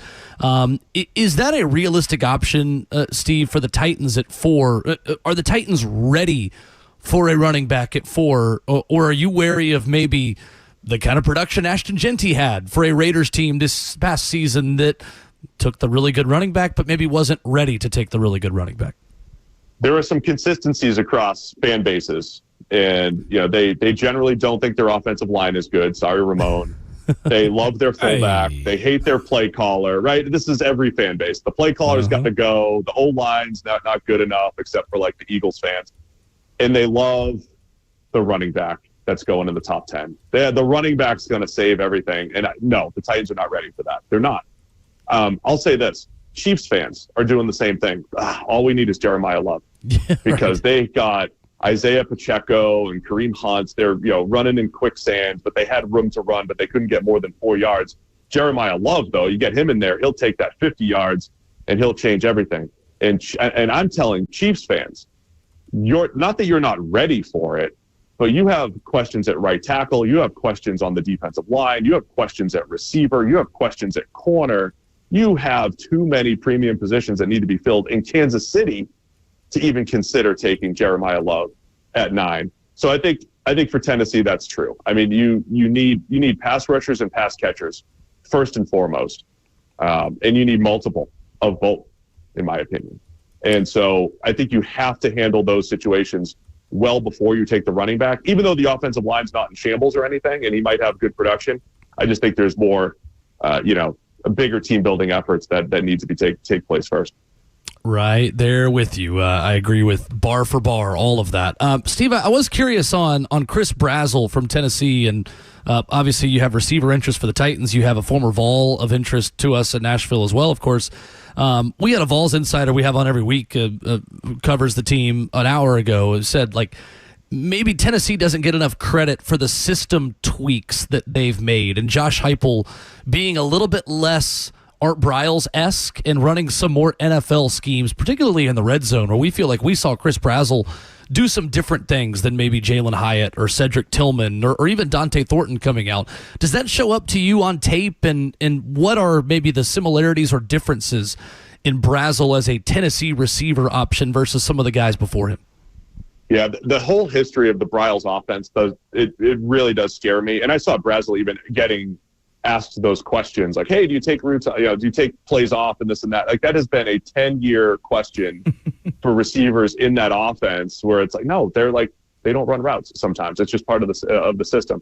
So I think there's been some evolution there. I don't know how much ends up coming out in the next few weeks. That there's been some concerns about off field with Brazzell, and it's been, I hate discussing it like this, but it's been at the point of players like Jermaine Burton, James Pierce, last year, similar types of stuff. So we'll see how much ends up becoming a big deal, and that's from a couple sources.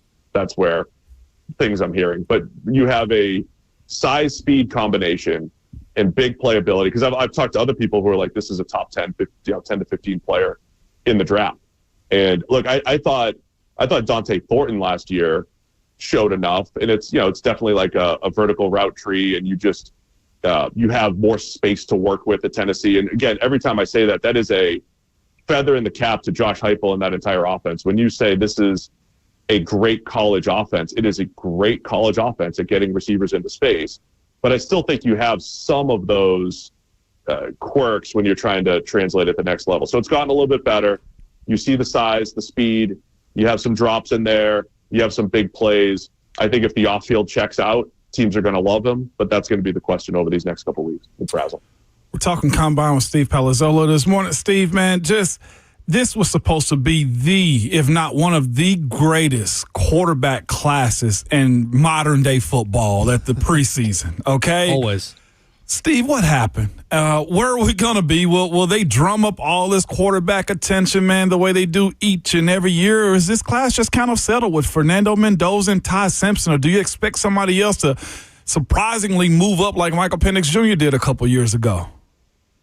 There's multiple problems at play. The first one is because we're always trying to project. And when you talked about the QB class back in August, it was like, all right, well, Arch Manning, if he is what we thought he could be, Lenoris Sellers, if he develops, Garrett Nussmeier, if he develops, right? So everybody came with this expectation that they develop in linear fashion, right? That like in Madden, right? You get 2 points on your overall every year, and you're great by your senior year, and then you go. But progression doesn't work like that, both in college or in the NFL. So that's where the hype came from. And I think you get that every now and then because it's a whole bunch of hypothetical names. And every now and then it's like you kind of know Caleb Williams is going to go one, or you know Trevor Lawrence or whoever. But look, it is tough to predict, and a lot of it is a projection, right? We expected a lot of those players to progress. And guess what? I'm expecting them to progress next year too. Or not even expecting, but like waiting to see what Lenoris Sellers and Arch Manning do. So it just gets pushed a year, and so none of those guys developed as expected. I think defense was really good across both the NFL and college football this year. I think defense was more of the story than quarterback play, maybe for the first time in a long time across both leagues. And so that's what you just didn't see the progression from those QBs. And now all of a sudden next year, there might be 5 or 6 in the first round, or we could be saying the same thing. These guys all ended up disappointing. And again, every year you never know when Cam Ward comes out of nowhere, when Joe Burrow comes out of nowhere. It's so tough to project. And this year you got Mendoza, and that was pretty much it as far as, top 10 caliber players. Wow. Steve Palazzolo has been our guest from Indianapolis at the NFL Combine. Subscribe to Check the Mic wherever you download podcasts. Him and our friend Sam Monson do a great job breaking down the league and the NFL draft, as always, there courtesy of the 33rd team. Steve, good to hear from you. I hope to see you around while we're here for reunion weekend at Indy, and thanks so much for the time. Absolutely. Yeah, we'll see you around here, Will. Miss you, Ramon. I know. Thanks, guys. See you. All right, there's Steve Palazzolo with us here this morning. I am going to also count, Ramon, the amount of people that ask me, like, oh, man, like, I wish Ramon was here. Like, where is he? Where's he at? Put Taylor Zarzer up there. You can go ahead and put Steve up already. Amy Wells yesterday, you put her up as well. We got 3. And for good reason, by the way. For good reason.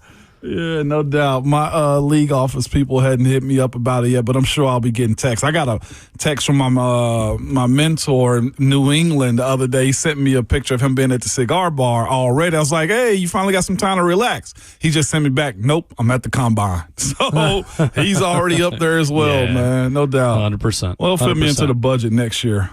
Yeah, that's right. We will get you up here, no doubt. When we come back, there is a player who is a pending free agent, who I think the Titans should be interested in, who just had his current GM comment on him, and maybe I don't know if he's going to be available for much longer. I'll tell you who that is and what was said here from the Combine as we wrap up the show next.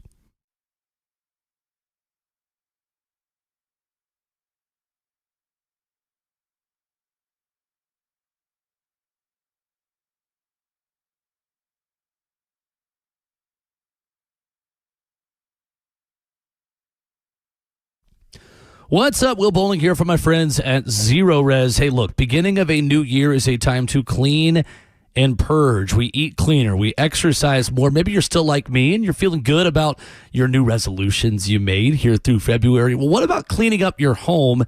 That's where Zero Res comes in. The science behind ZR Water's cleaning agents is much healthier than using soaps and detergents to clean. And if you don't just want to take my word for it, check out Zero Res's Google reviews and Facebook reviews. You're going to hear about how good their service is. You're going to hear about how those carpets are staying cleaner longer. That's because Zero Res has a smarter lasting clean. No harsh chemicals, no soap residue, faster dry times, and everything's going to stay cleaner longer. So make the investment in the right technology, in the best kind of clean with Zero Res. You can call them now at 615-535-9376 or book online at Zero Res Nashville, REZ, Nashville.com. That's Zero Res. Spell it backwards or forwards. It's the right way to clean. And don't forget to ask about their air duct cleaning.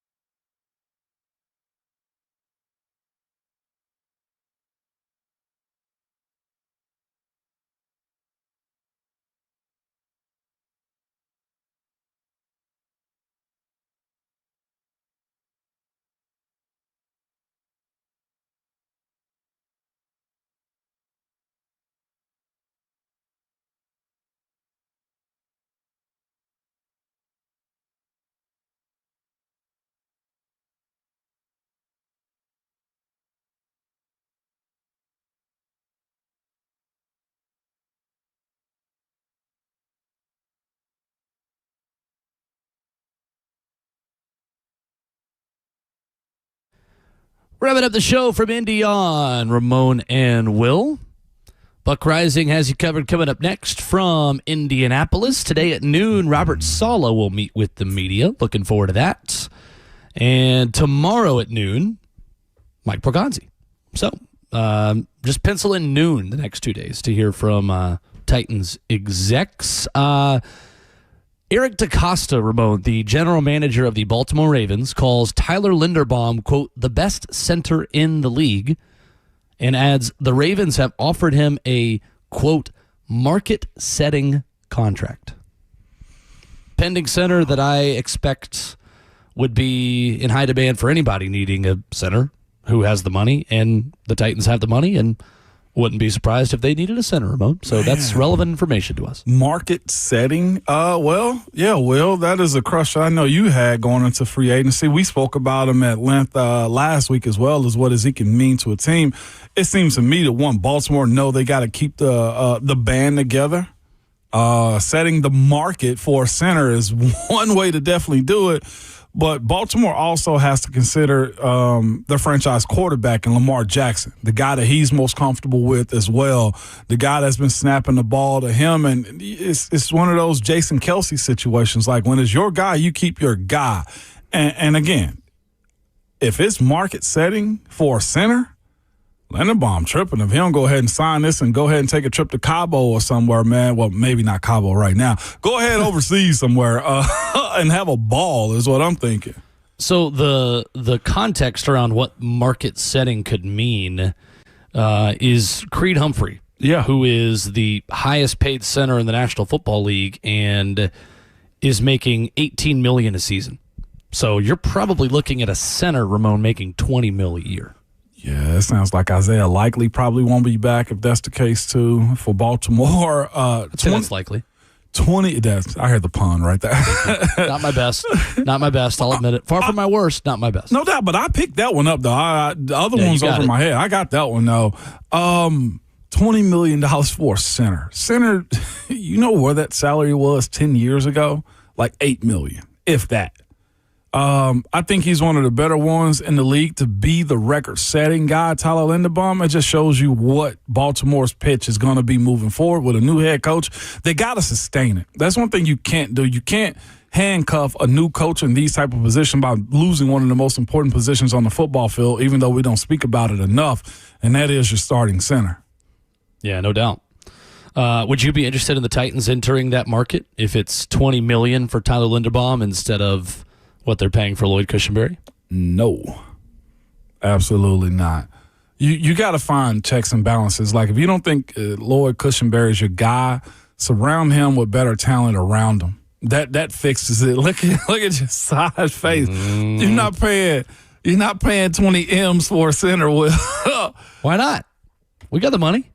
You do, but you also got to balance everything else. The fact that Peter's coming up. So you mean to tell me you got a $25+ million left tackle, you about to have a $25+ million left guard, and you want a $20 million center? Whoo! With JC. Cash those checks, baby. Listen, Brinks truck. Dog. You leave the keys in the Brinks truck. We'll run it by all three of them at once. We can go to Peter's house. We can go to Dan's house. Then we're gonna stop by Tyler. We're gonna say, "What you need, man? You good, brother? All right, here, come on." And then Kevin Zeitler, you know what? You want to come back? All right, here's a little bit. Okay. For you. Here's a couple more for you, as LeBron James would say. We're talking Dallas Cowboys level of expectations. As well. Yeah. Philadelphia Eagles. Great. Well, I would love that. You're saying this, but only listen at you. Who else you gonna pay? Line. I'm with you, but there's only one guy on that group that's got the accolade to justify that if you did go and get him, and that would be Tyler Linderbaum. Like, there's no Pro Bowl for Peter. There's no Pro Bowl. Pro Bowl doesn't mean anything anymore. Shedeur Sanders got invited. This is also very true.